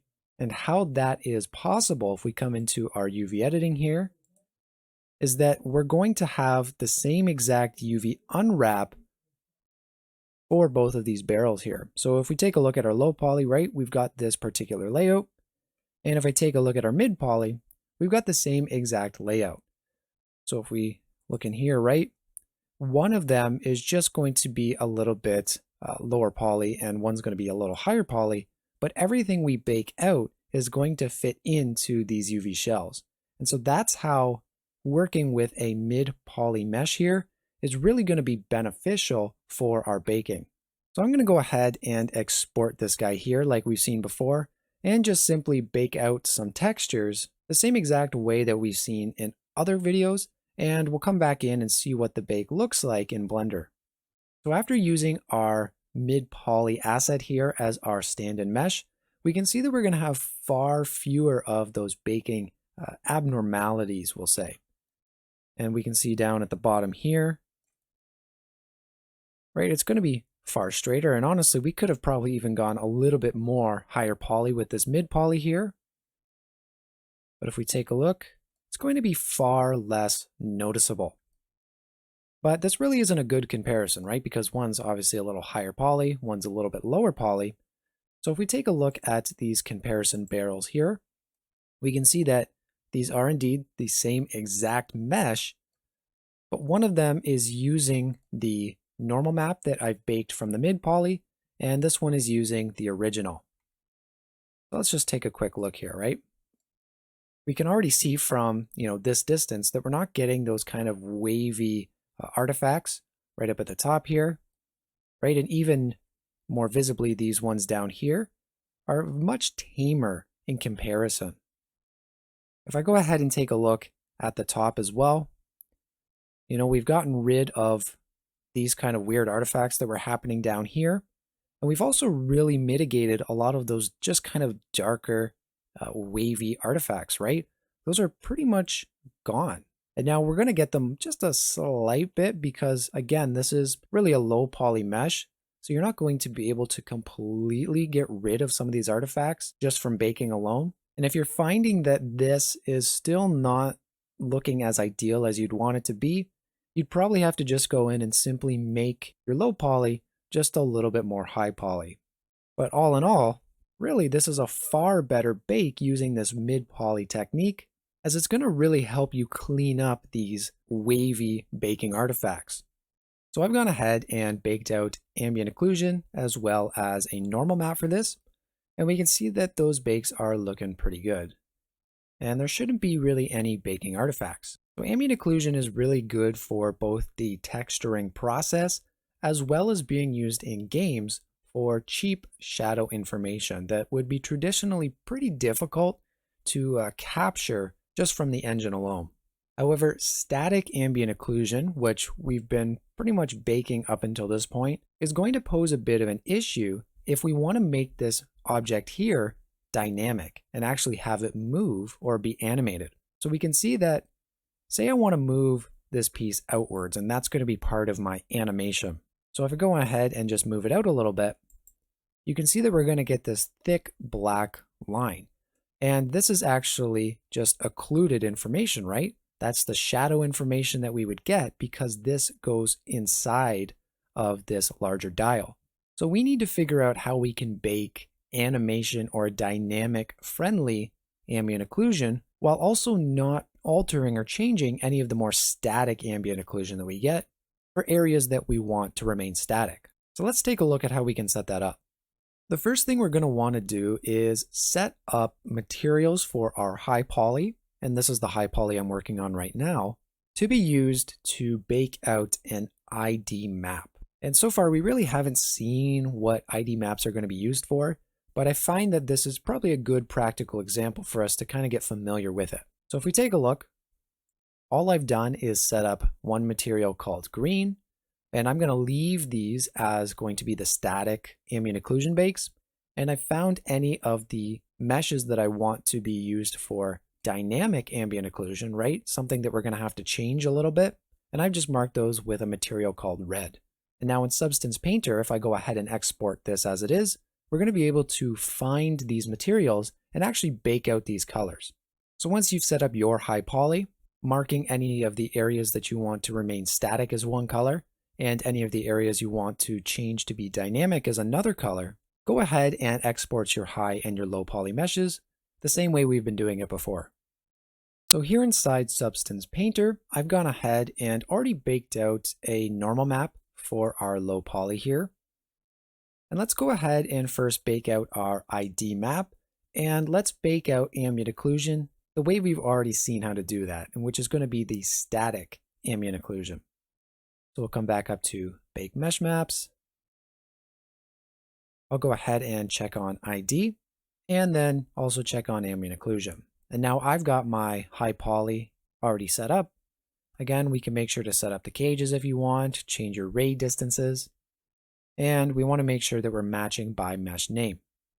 So we can go ahead and just bake these real quick. Awesome. So we've got that all baked out. And we can take a look and also see that we've got our, if I come down here, our ID also baked from the material of our high poly. So we're going to be able to use this as just a really simple mask to try and composite our static and dynamic ambient occlusion maps together. Now here's where we're going to actually have to export our ambient occlusion map. And the reason that is that if I then go ahead and try to change some of our ambient occlusion settings to rebake out the new ambient occlusion, it's going to override this bake here. And we don't want to override this. We want to be able to save it so that we're going to be able to composite it together with our other AO map. So I'll quickly just come up to File, go down to Export Textures,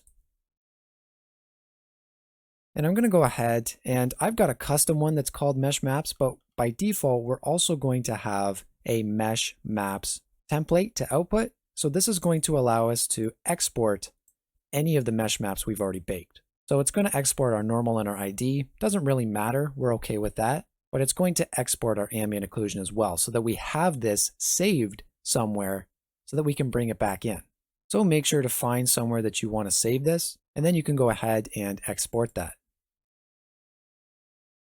So now that that's been exported, let's go ahead up to File, down to Import Resources, and let's go and quickly find that texture. And so I'll click Add Resources, and you can see that it's going to be in that file location that I set, and I'm going to quickly want to actually rename this. So I'm going to call this Static AO, so that now when I go ahead and bring this in, I'll go ahead and bake our other ambient occlusion, and there's not going to be any overriding done. So we'll open that up. Make sure that we define this PNG as a texture, just so that we can find it easier. And I'll export it, or import it, I should say, into this project. So that now you can see we've got this as a resource within this project. So now this is going to allow me to, I'm just going to get rid of that. Now we don't really need to do that, but just so that we can see we're starting from a clean slate here. Come back up to Bake Mesh Maps. We can uncheck ID because we've already baked that out. But under ambient occlusion, we're going to have a couple options here that we're really not going to touch because I like them the way they are. But the way that we can go about setting up a dynamic ambient occlusion bake is with this self-occlusion option here. And we can see with the tooltip, it's going to choose what geometry will cause occlusion, which basically just means which objects surrounding each one of these meshes is actually going to provide shadow information. So by default, it's set to always, which means every mesh in here is going to provide shadow information for every mesh. But if we go and select only same mesh name, what this means is that each object is only going to receive shadow information from itself. So we can see if we just kind of come into here, right? For this particular dial, it's not going to receive any shadow information from this here, or this little knob here, or perhaps this lens here. But where it will receive shadow information is right down in this kind of crevice here, because this is part of the same mesh. And so that goes for each one of these. So we're not really going to get any shadow information in these cracks and crevices, but we might get shadow information kind of where our normal map is here, right in those areas there, and perhaps maybe in some of these ridges, because it's all part of the same mesh. Let's go ahead and just bake that out, uncheck our ID again, and set our self-occlusion to be only same mesh name. So if we go ahead and take a look now at this ambient occlusion, right, we can see that this doesn't really provide as much shadow information as our static one does, right? So you can see the static one is much harsher because it's not really meant to be dynamic. And so we can have each one of these objects kind of casting shadows on each other. So now how are we actually going to composite these into one? Well, if I come into layers here, you can see that I've created two empty layers. They don't have anything on them. And I'm going to feed in both of our ambient occlusion maps into the color channel of these two, just to help us see it better. Now, if you're comfortable with it, you could just supply it to the ambient occlusion channel and then go ahead and bake out an AO, but I'm going to just supply it to the color channel and export that instead. So for our dynamic layer here, I'm going to right click and go down to Add Fill. And I'm just going to turn off all of these unnecessary channels that we're not going to need, right? We're just going to need color. And for the base color here, I'm going to go ahead and select our ambient occlusion, which is currently supplied as a mesh map. Now, if we go ahead and just take a look at the base color, right? We just have our ambient occlusion, our dynamic ambient occlusion as the color. I'll go ahead and do the same exact thing down here, adding another fill, turning off all of these unnecessary channels. And I'm going to find our static AO. And again, if yours isn't directly up here, you can go and find where you've imported it. So ours is in textures, and we can see that we've got our static AO. You can also go ahead and just type it in the search bar here, but chances are if you imported it into textures, it should be in here. So I'll go ahead and just drag and drop that in.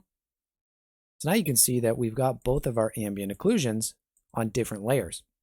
So now all I really need to do is go ahead and just mask off this top layer here to the area that we've created for our ID map here. And then I'm simply going to just need to export this color channel. So I'll go ahead and right click on dynamic, and I'm going to want to add a mask, but I'm going to add a mask with color selection. Now you could go ahead and either add a white or a black mask and try and mask it off that way too, but if we already have the ID map, it's just going to make it all that much easier. So we can add a mask with color selection. And now you can see that I'm going to get this pick colors option.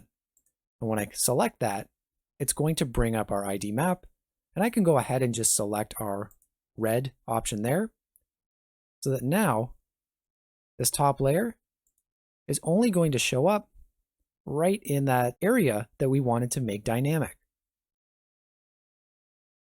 So now we can see that we're still getting the static ambient occlusion showing up in our static areas, but we're going to have more dynamic shadows. And if we can kind of see in here, right, we're not getting any of that harsher ambient occlusion, so that we can go ahead and animate this particular lens and not have to worry about the ambient occlusion being kind of a factor or an ugly artifact for the model. So now we need to figure out a way that we can export both of these layers as one unified ambient occlusion map. Let's go up to File and down to Export Textures, and let's take a look at setting up an output template specifically for this kind of composited ambient occlusion map. You can see that I've got some of my own. We've also got a ton of defaults that come with Substance Painter. And I'm quickly just going to add a little plus mark, which is going to allow me to add a new export. And let's just call this something like AO underscore static underscore dynamic.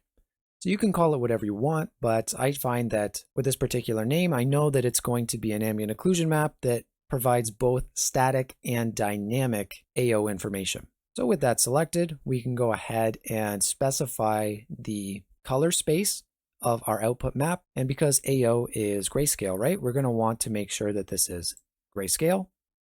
And we can call this something like, maybe project or mesh name underscore AO static dynamic, just again so that we know that this is an AO map that's both static and dynamic for whatever mesh that we have working on in our project here. And so this might be an area where we might want to go ahead and supply our ambient occlusion to this particular output. But remember, we didn't actually supply this to our AO channel, we supplied it to our base color. So we'll go and select our base color instead and bring this into the gray channel, so that now, if we take a look, we're going to take the base color from these two layers and export that as a grayscale image. So if we come back to our settings, make sure to change our selection, and it's probably going to be down at the bottom because we haven't refreshed, right? AO underscore static underscore dynamic. Find the place that you want to go ahead and export that to, and simply just click export. Now I'm back in Blender just so that we can take a look and see if our AO output actually worked. So I'll go ahead and try and find our file here, and we can see that it's camera, low, static, dynamic, AO, static, dynamic, whatever we decided to call it. And if we go ahead and take a look and open this image, right, we can see we're no longer going to get those harsh lines, but we're still going to get a little bit of ambient occlusion baking, and it hasn't changed any of that static AO information that we wanted. So now I'm free to go ahead and animate this to my heart's content, and we're still going to be able to get proper AO across the rest of our asset. Alternatively, we can do this in a lot less steps in Marmoset Toolbag. And so I've gone ahead and set up a bake project here with our high and our low poly. And I've just quickly baked out a normal map so that we're not looking at a really ugly low poly. So right now I've got ambient occlusion as the only map that we'd want to bake. And if I come and hit the little gear, we can actually change some settings for this baking project. We can see that the only option that I really care about right now is going to be the ignore groups. And that's going to be on by default. And this is the exact same thing like in Substance Painter, where we had the self-occlusion set to always, meaning that with ignore groups on, we're going to allow each mesh in our bake project here to provide occlusion information or shadow information to different meshes. So it's going to ignore these groups and just let everything bake together. And so this is how we're going to be able to capture that static ambient occlusion. But how do we go ahead and then capture the dynamic ambient occlusion, right? Well, with ignore groups still checked on, I can come to the specific baking group, and in this case, it's going to be dial 1. And if I come to the low poly group here, we can see that there's going to be an exclude when ignoring groups option. And now this is a little bit confusing. It's a lot of double negatives, but the idea is that for our ambient occlusion, while we're ignoring all of the groups, I want to exclude this one. So this one gets an exemption. So that means that all of these meshes are going to not really care, and they're all going to bake together for our ambient occlusion. But this specific bake group is going to ignore that or exclude that, and it's only going to bake information that's within this baking group here. So essentially, this is the same as with Substance Painter, where I've gone ahead and just said bake only with, I think it was the same mesh name. So it's only going to bake occlusion from itself. So then from there, we can go ahead and just click bake, and we'll get a nice and unified static and dynamic ambient occlusion bake. Let's talk a little bit about normal maps, and more specifically tangent normal maps. These kind of weird bluish textures that we've seen before, and they look really different from pretty much the rest of every texture that we can bake, right? And so how do they really work? Well, unlike a base color or an albedo map where we do use the final color output to display information, we'd actually be wrong in assuming that normal maps work the same way. Instead, the RGB values that we can see as the final output of a normal map is actually the sum of 3 parts, and it's these individual parts that we're more so looking at when in a game engine. If I come into the specific channels for our normal map here, we can see that we've got a red channel, we've got our green channel, and we've got our blue channel. And while it might be a little bit tough to see on the blue channel here, if I come back to the green channel, you can see that this almost looks like we're having light cast from the top side here, and it's illuminating all of our baked information. Well, that's kind of the idea with normal maps, is that it's drawing from each specific channel to get an indication as to how we can use this particular map, or more specifically, these 3 individual maps within a texture, to provide our meshes with surface information. And so that's really what's going on under the hood with a specific normal map. So why am I bringing this up? Well, in 3D, we actually have 2 different formats of tangent normal maps. The one we're viewing here is called OpenGL, and that's been the format we've been using in this series pretty much up until this point. However, another format is called DirectX. And if we take a look, watch in my view here what happens to our normal map. Right, we can see for the most part, it's pretty much stayed the same, but some of our values have actually just kind of moved around and swapped a little bit. And so if we're not really thinking about it, right, we might not think that that's too much of a big difference. But the difference between these 2 maps can actually have a pretty substantial impact on your models and materials if you're bringing this into a game engine that doesn't use this specific normal map format. And while it's not impossible, we'll say, to, change this format later, it's normally in our best interest to work in the specific format, either DirectX or OpenGL, depending on our desired target application. Because by default, each game engine and modeling application is going to use either one or the other. And so sometimes it can be kind of a pain in the butt to switch between one or the other format after we've already gone ahead and created our textures. But what exactly is the difference between these two, right? Well, we know now that normal maps actually use the red, green, and blue channel to present different information that's going to be used for calculating light interactions with the surface. If I go ahead and take a look at our green channel, and we're looking at the green channel for our DirectX, well, you can notice that the light isn't shining from the top anymore, right? Our brighter values aren't at the top, but they're actually at the bottom. And so this is the significant, albeit kind of simple, difference between the two. DirectX is considered a negative y coordinate where we're getting kind of these brighter values shining from the bottom direction, whereas OpenGL, if we take a look, is getting this lighter value from the top. Now, if we go ahead and take a look at our red, right, going to be the same between the two. If we take a look at our blue, it's also going to be the same between these two maps. And it's just going to be this green channel that's going to cause us all of that grief. And so even though it's a very simple change, it's actually going to have some pretty drastic implications for our materials in 3D. So let's take a look and see what this looks like in a 3D application. So we've got our model here in Marmoset Toolbag, and I want to go ahead and just look at our normal map right now. So right now we're using an OpenGL normal texture, and this is going to display correctly within this particular project. However, on the material, I can actually go ahead and flip that green channel so that I can take this OpenGL normal map and effectively make it display as a DirectX. And we can see that we have flip X, flip Y, and flip Z.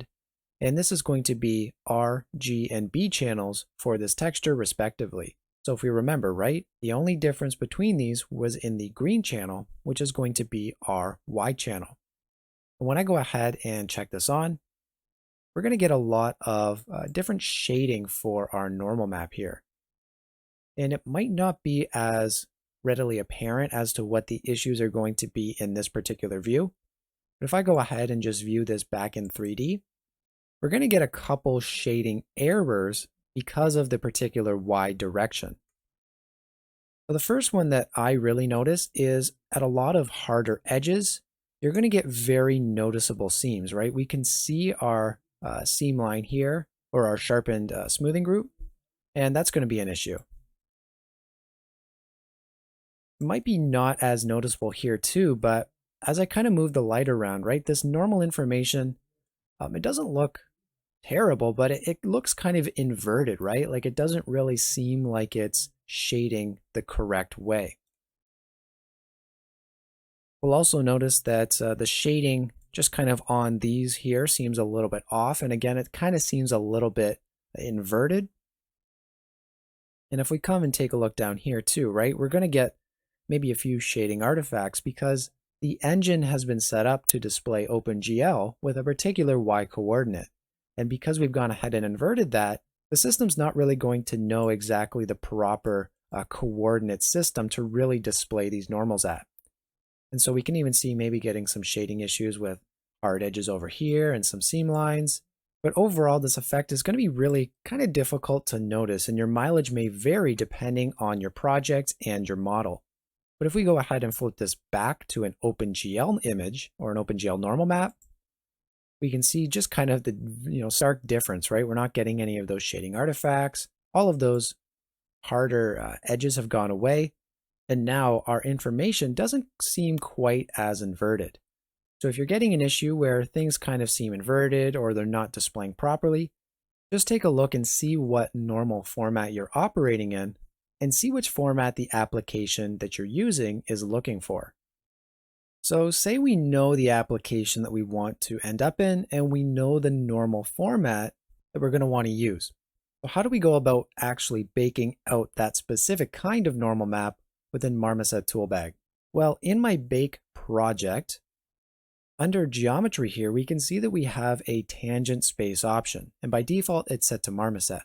And now Marmoset defaults to the OpenGL format. So that's why I'm able to see an OpenGL normal map on my model here, and it's going to display correctly.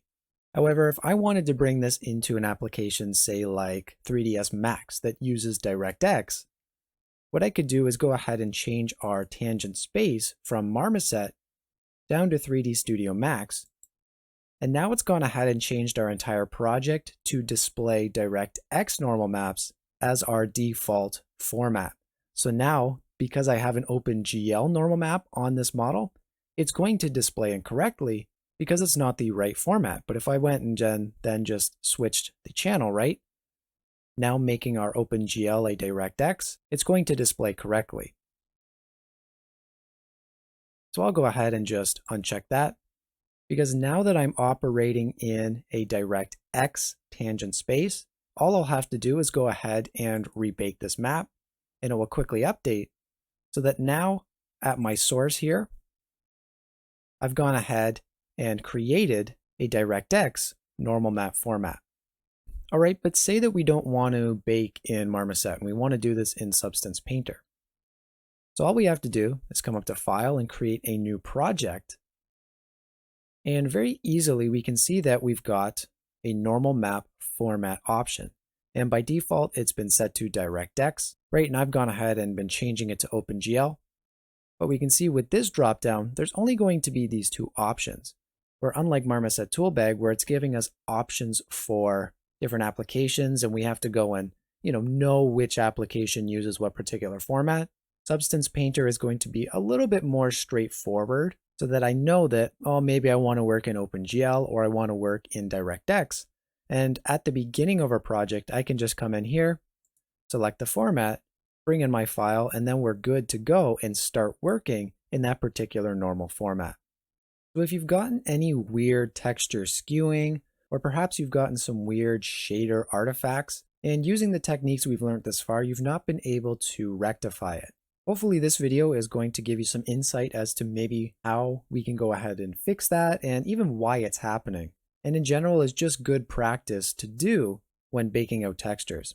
And so even trying to actually recreate this issue myself has been kind of difficult because it's not even really something that we accidentally do when modeling or exporting, but rather it's something that we don't do. And that's why it really seems like these issues are just kind of magically occurring or magically happening and don't really seem to have a root for the problem. So to understand what's going on, we first need to take a look at how engines in 3D kind of work. So in our 3D scene, you can see that we are working in quads, just because quads is easier for us humans to work in, right?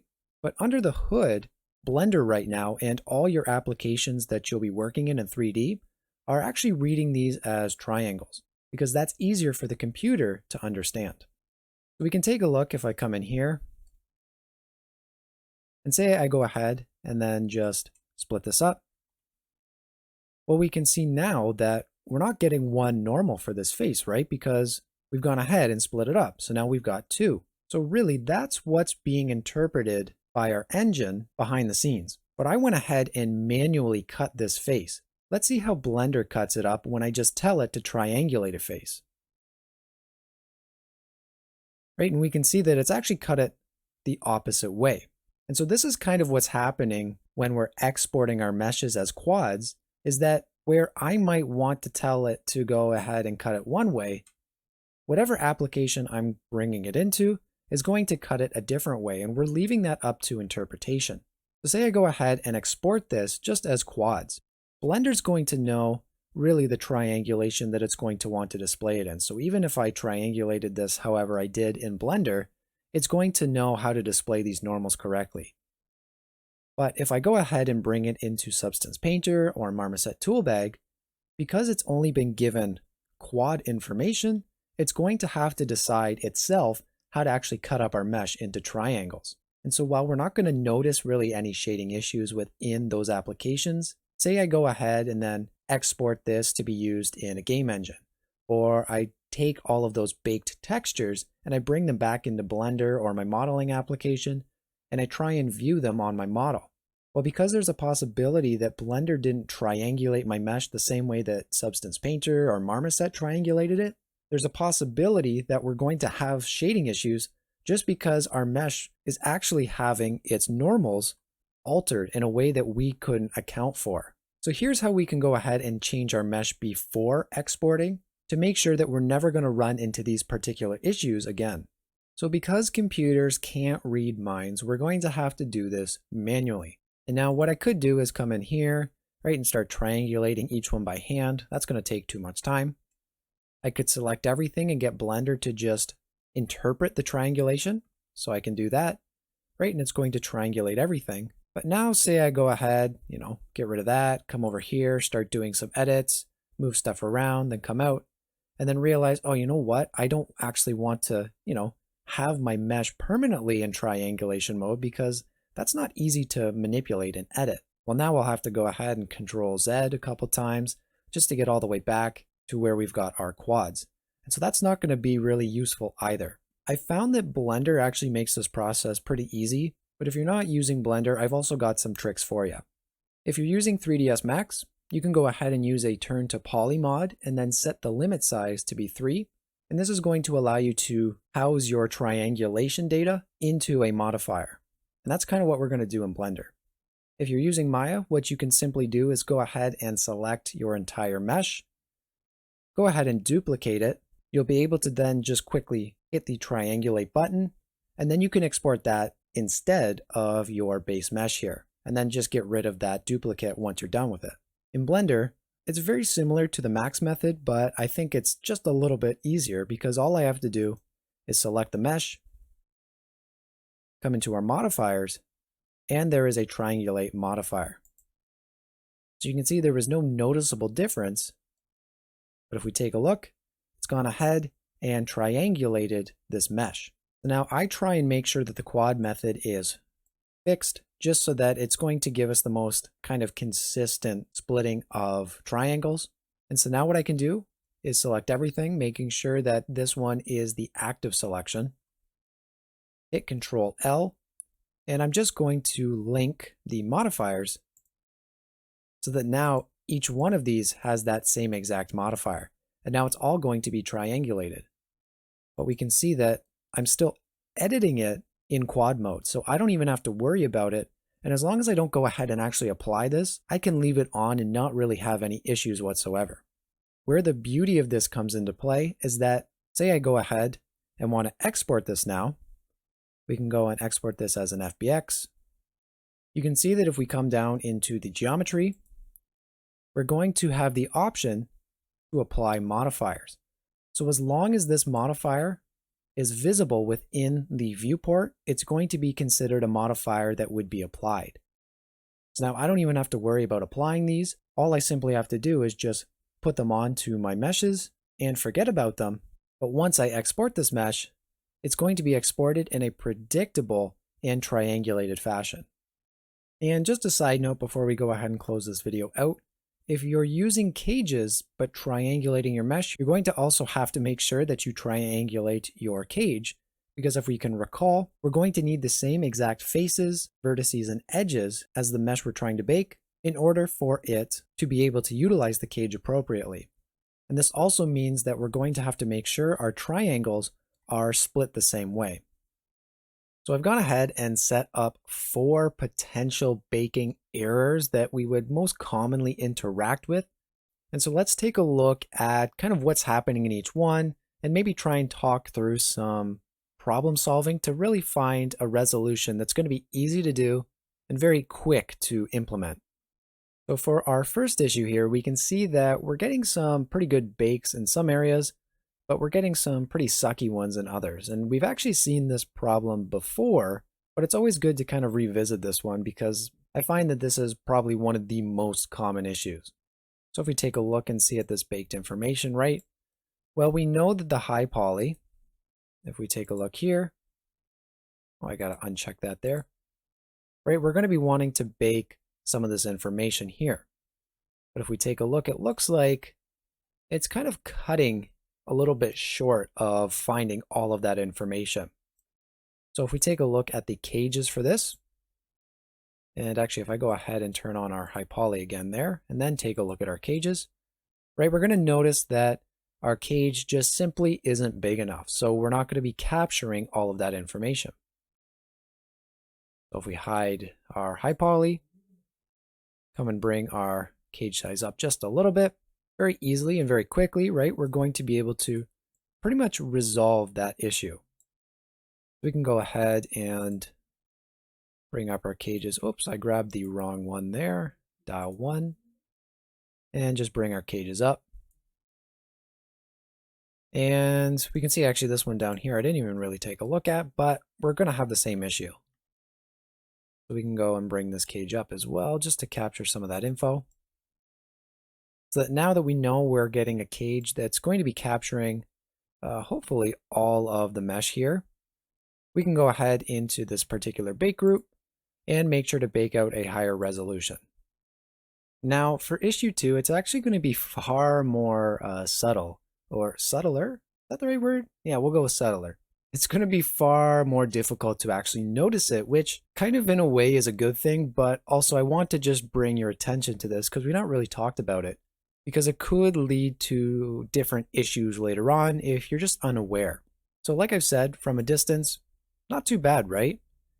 But if we have to zoom into a particular model for whatever reason, say it's a high priority asset or something that the character has to see real close, it's going to be far more noticeable.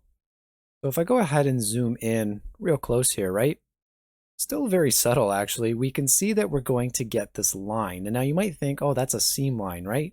But actually, no, that's not a seam line. That is one of the hard edges that we've created for our smoothing groups.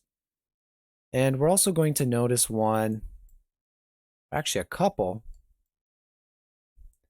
right down in here. And this is going to give us some very harsh lines. It's going to split our normals up just kind of in a way and in an area that really doesn't make any sense.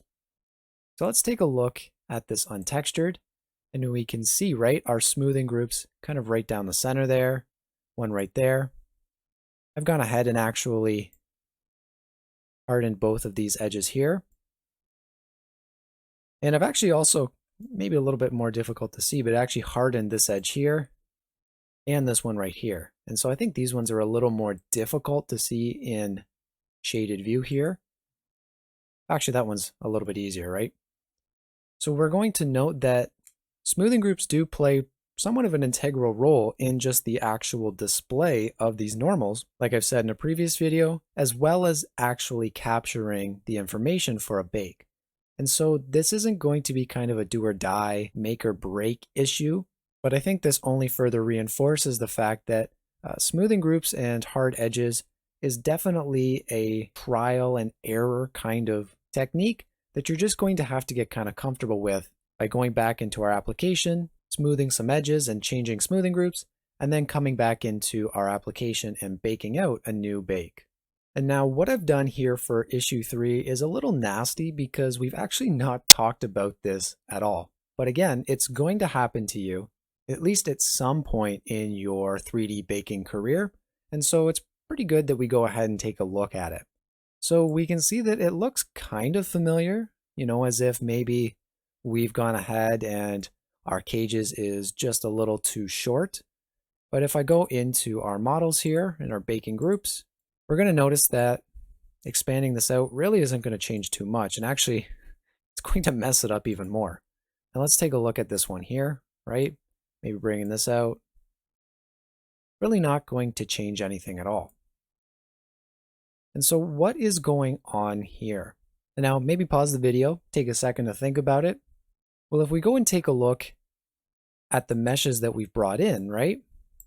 We're obviously looking at our low poly here.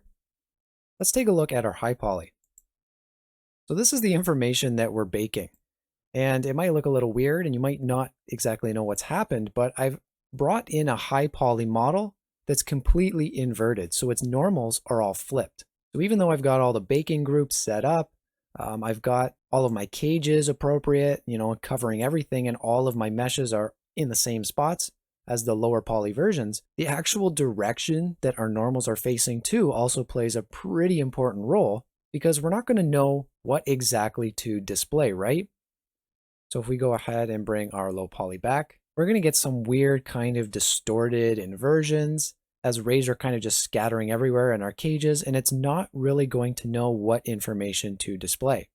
So all I'd have to do to fix this is go back into my modeling application, flip the normals of my high poly, export it back out, and we'd be able to get a nice clean bake.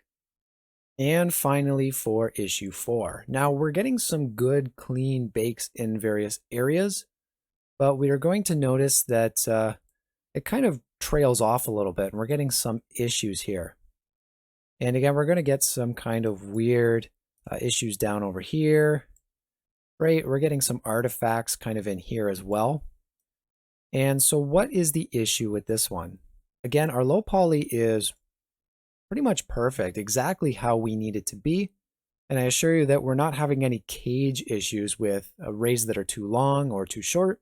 So just like the previous example, let's take a look at our high poly. And I'm just going to leave our low poly on.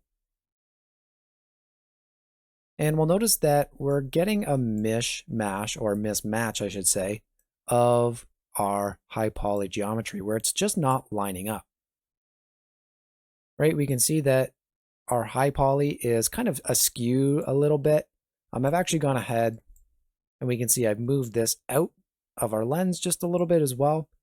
And so that's going to cause our low poly to not be able to find the appropriate information. And so it's going to instead do what it can to try and bake the information provided to it, but it's going to have a hard time trying to find this information. So actually, I want to go ahead and just try something real quick here. We can hide our high poly. And with this one here, I'm going to go and just bring its cage up to try and encapsulate the high poly there. Oh, wow. Actually, it kind of worked.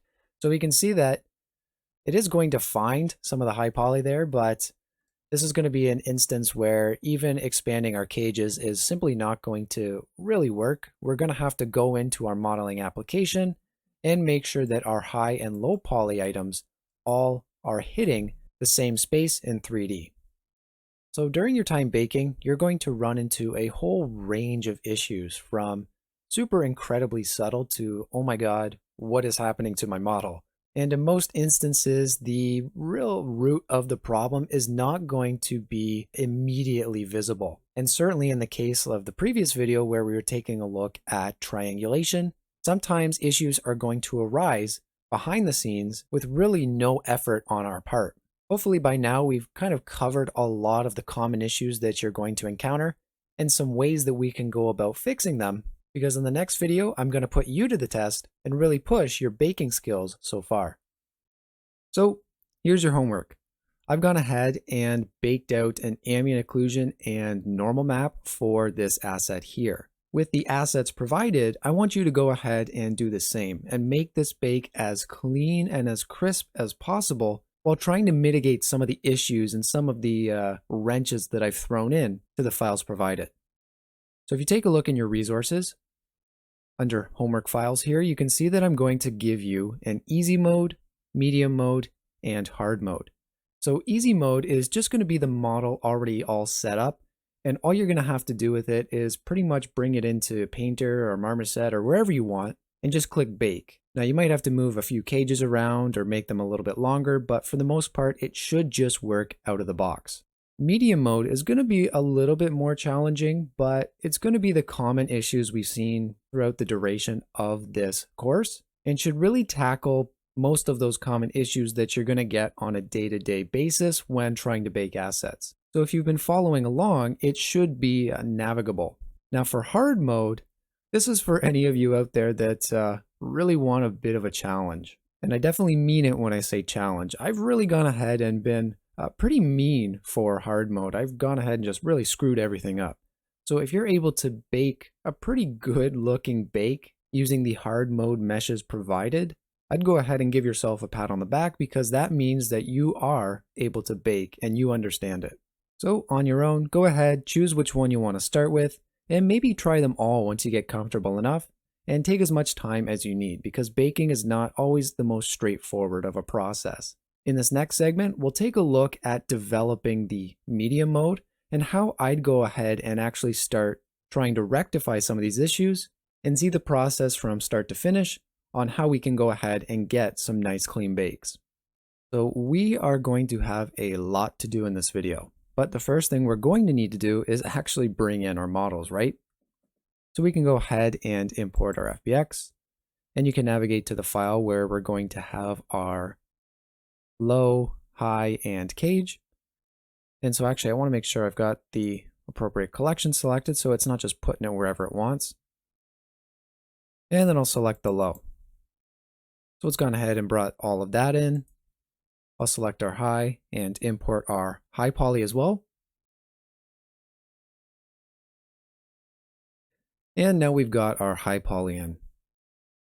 And I've actually gone ahead and off camera also brought in my cage just so that I could go ahead and set it up as wireframe here, because yours is going to come in shaded mode. Because like I said, this is just more for visual aesthetic. It's not actually any functionality. But if you want to go ahead and set yours up as a wireframe, you're more than welcome to do that.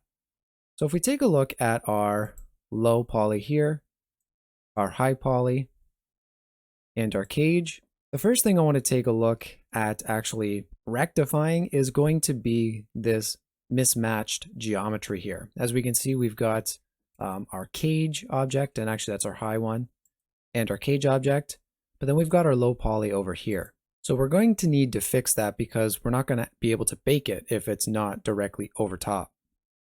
So I'll go and select both of these because I'm going to be using baking groups in whatever baking application I'm going to use. So I can go ahead and just bring this back over.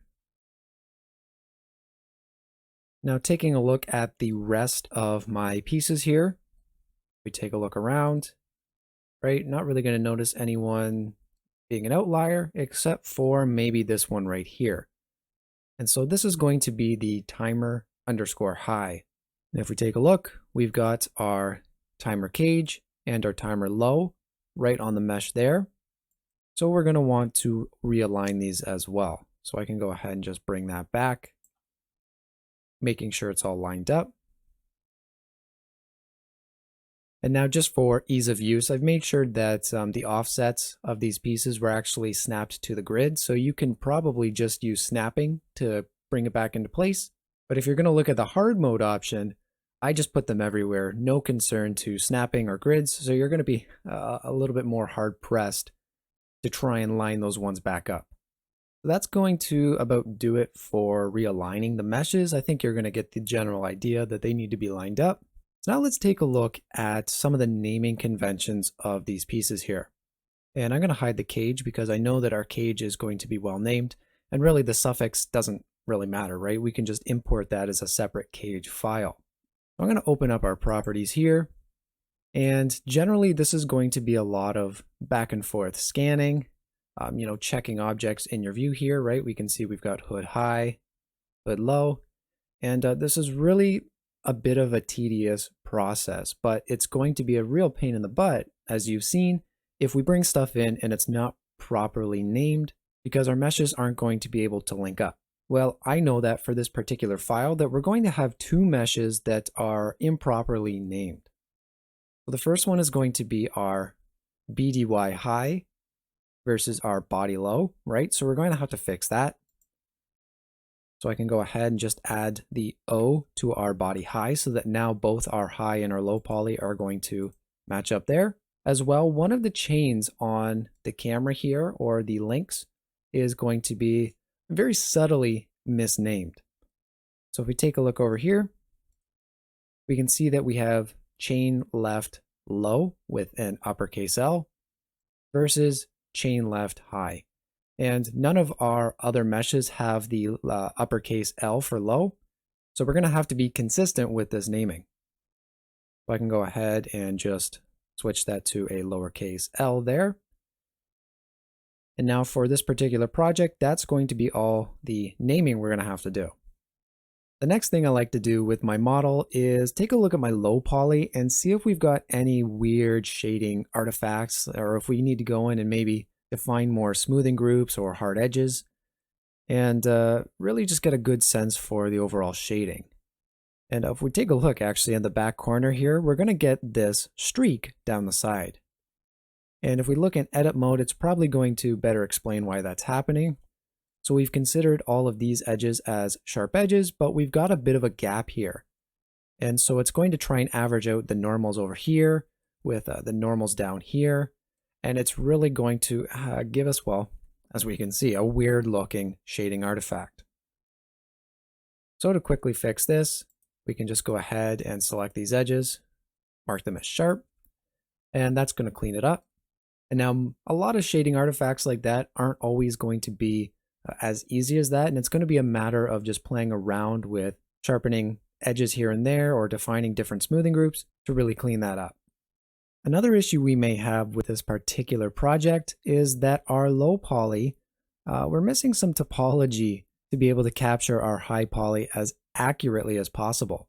So we can come in here, and if I just add an edge loop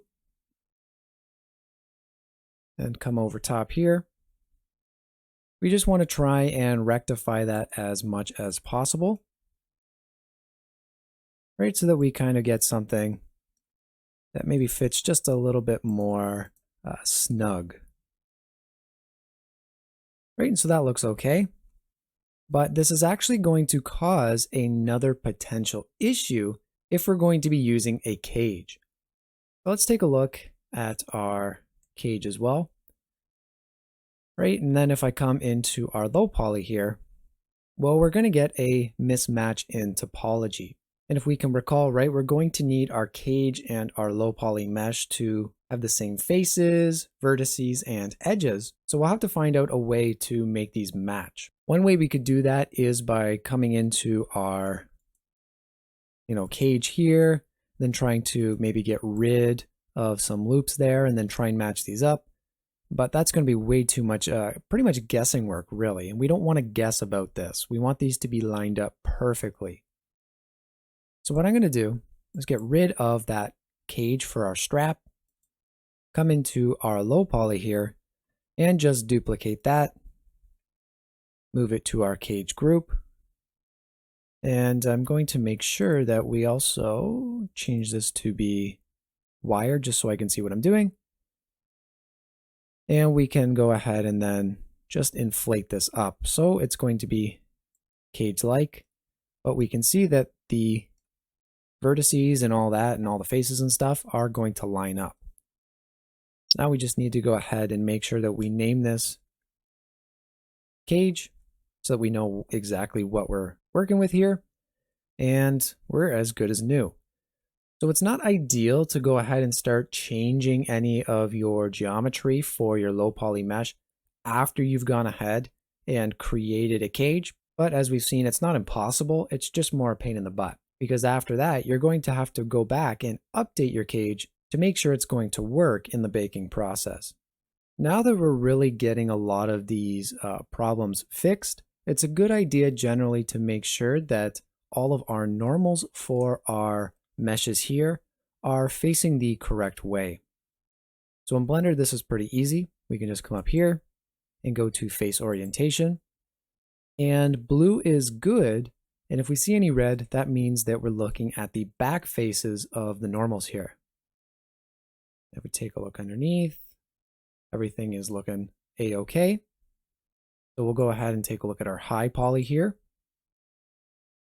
And we can see that most of it's pretty good, but our strap is actually going to be inverted.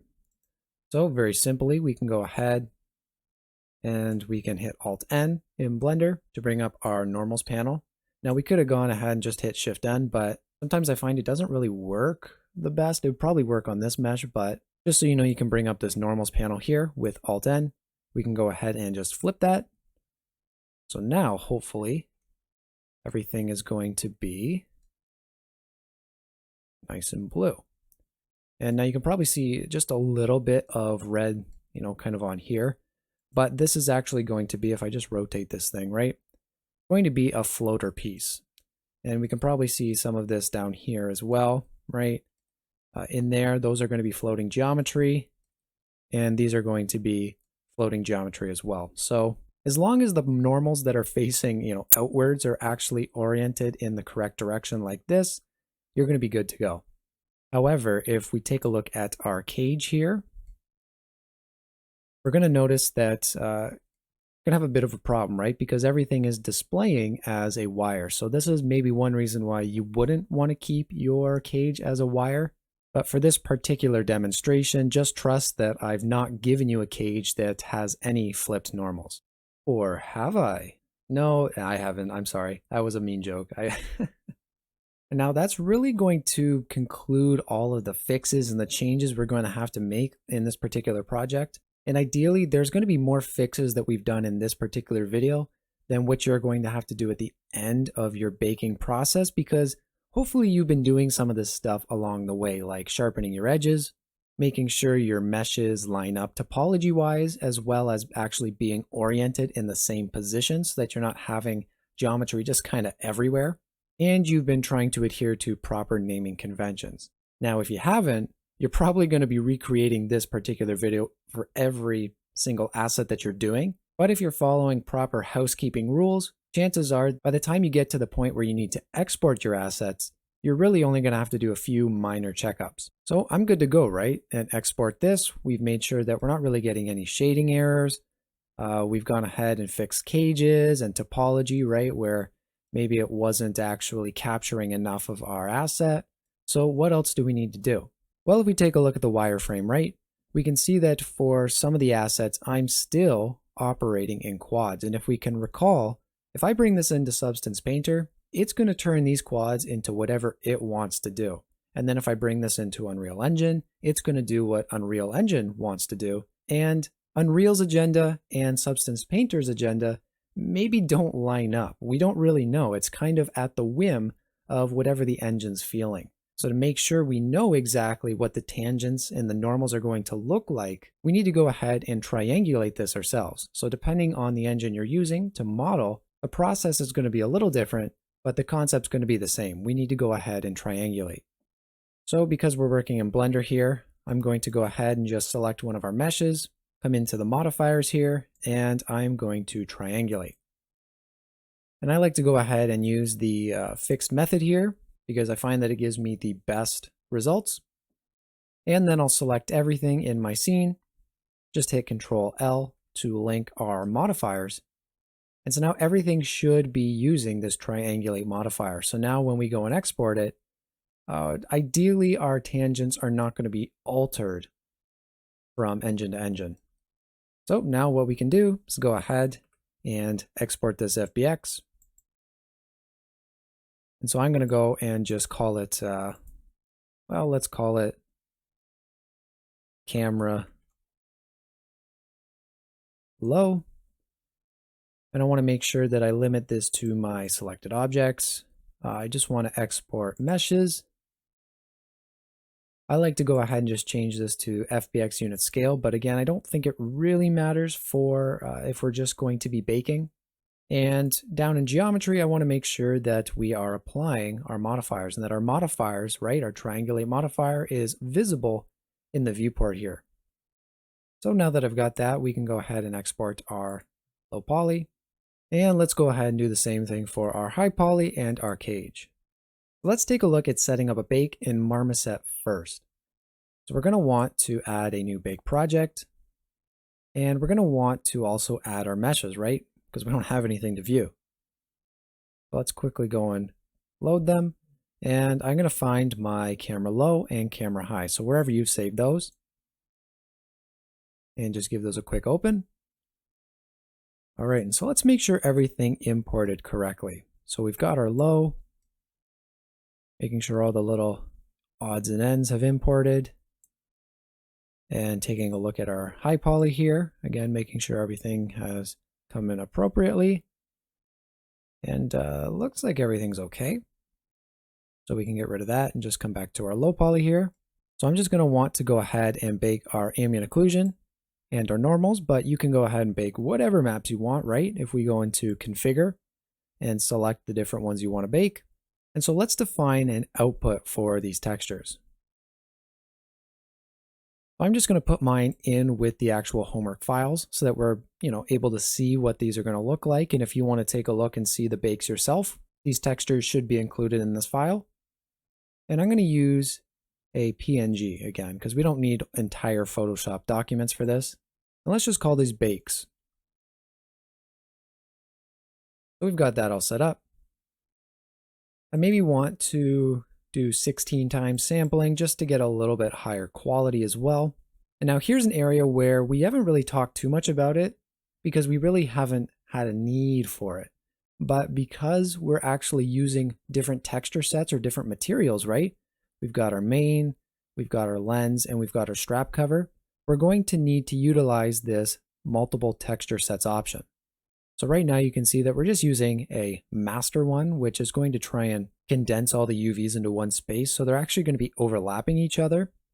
But if I check this on, it should be able, based on our materials that it's imported, to find our texture sets and actually set them up. So now what we can do is, say we wanted our strap to be a lower resolution for whatever reason. We can actually come in and manually assign it to be a 1K texture while the rest are going to be 2K, and that's pretty cool. Now, I don't really care about resolution because we want this to look as good as possible, so I'm going to just bring this back up to 2K. And with that, I'm just going to go ahead and actually hit our preview button to go ahead and bake. And so now that that is all baked out, let's take a look and see if we've got any baking issues here.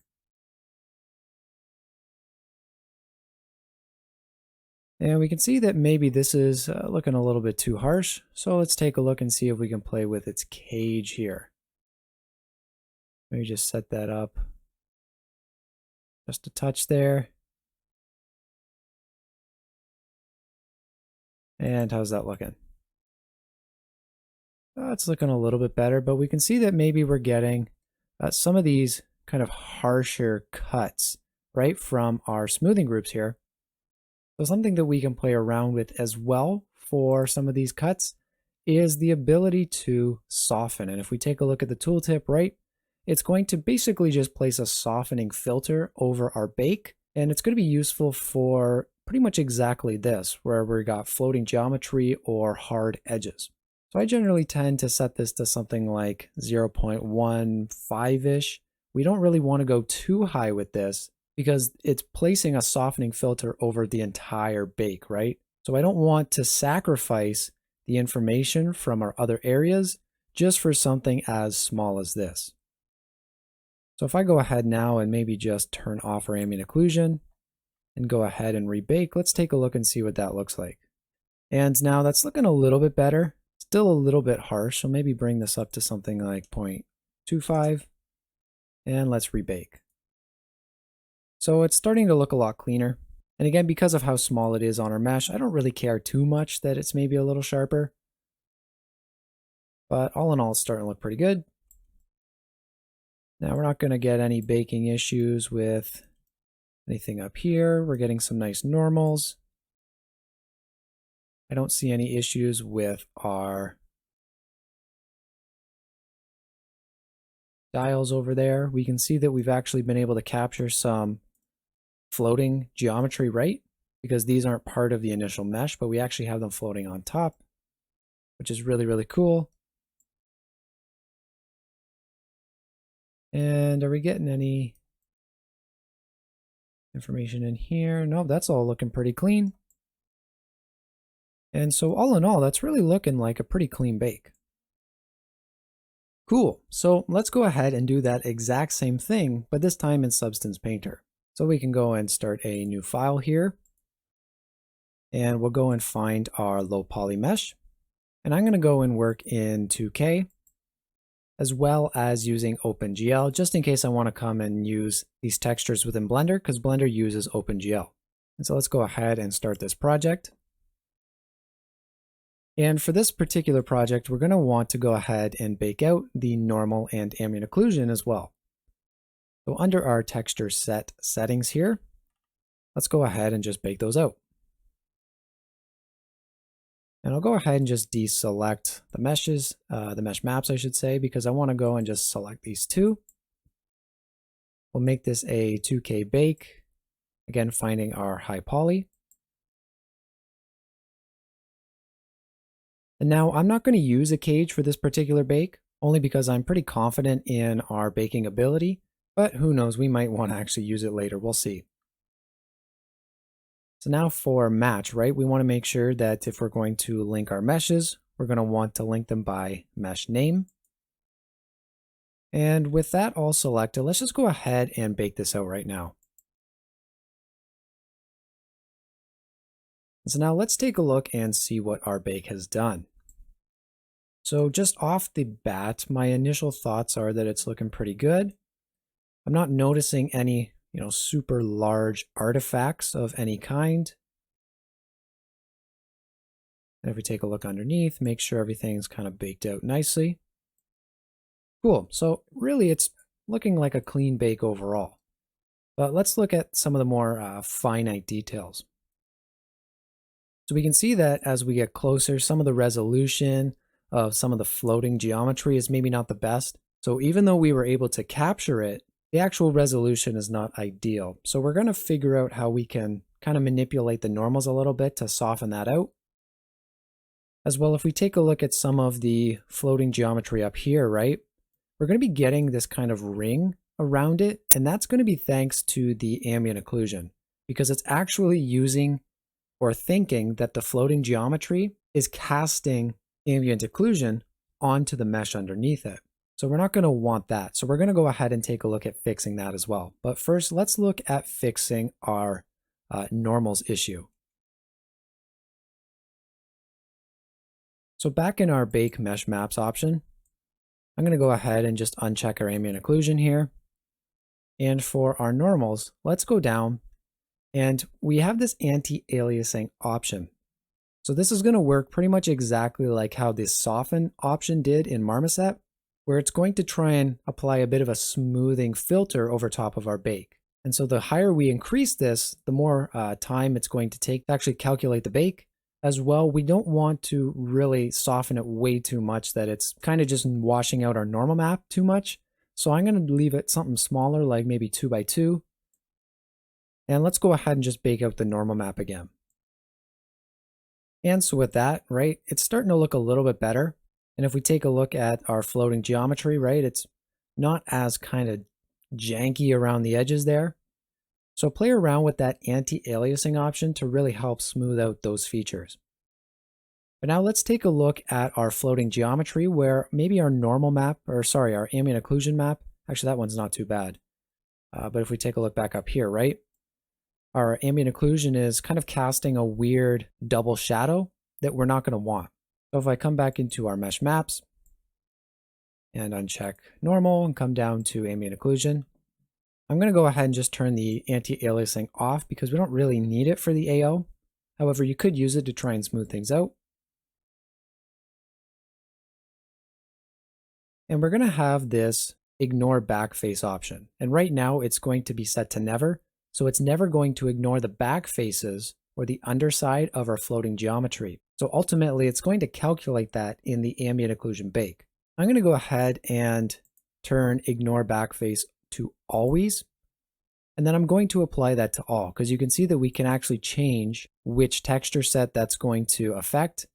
And because I know I have some floating geometry across all of our texture sets, I'm just going to make sure to apply that to all of them. So now let's go ahead and rebake this out and see what it looks like. Cool. So now we can see that coupled with our normal map, we're getting a pretty nice floating geometry information for the surface of this asset. And we're not getting that double ambient occlusion bake. And there was some over here as well that were actually going to be causing us some issue, but you can see that we're getting a nice clean normal map and no double AO. Now, if we wanted to go ahead and maybe smoothen out the AO a little bit more, we could go ahead and maybe increase the resolution of that particular map, or we could go and add some anti-aliasing as well. But I don't really think I need to because if we take a look again at our asset, right, we're getting some nice clean bakes or just a few small hacks. Well, that is going to be our time together for this course. Hopefully you've learned a thing or two about baking because really, baking is one of the more complex topics when talking about 3D. But hopefully with the guidance of this course, as you continue on your way with baking, you can use this as a resource to really help identify specific baking issues and maybe find some of the roots of the problems that you encounter along the way. Because trust me, with baking, you're going to encounter some problems. I want to thank you for taking the time out of your day or week or month, however long it took you to watch this entire series, just to sit down, listen to my voice, and hopefully work along with me. I'm always down to chat, so if you ever have any questions about something in the series or just kind of want to get a second opinion on things, feel free to reach out to me here at one of these handles. And from myself and the Flip Normals team, wishing you all the best in your 3D endeavors.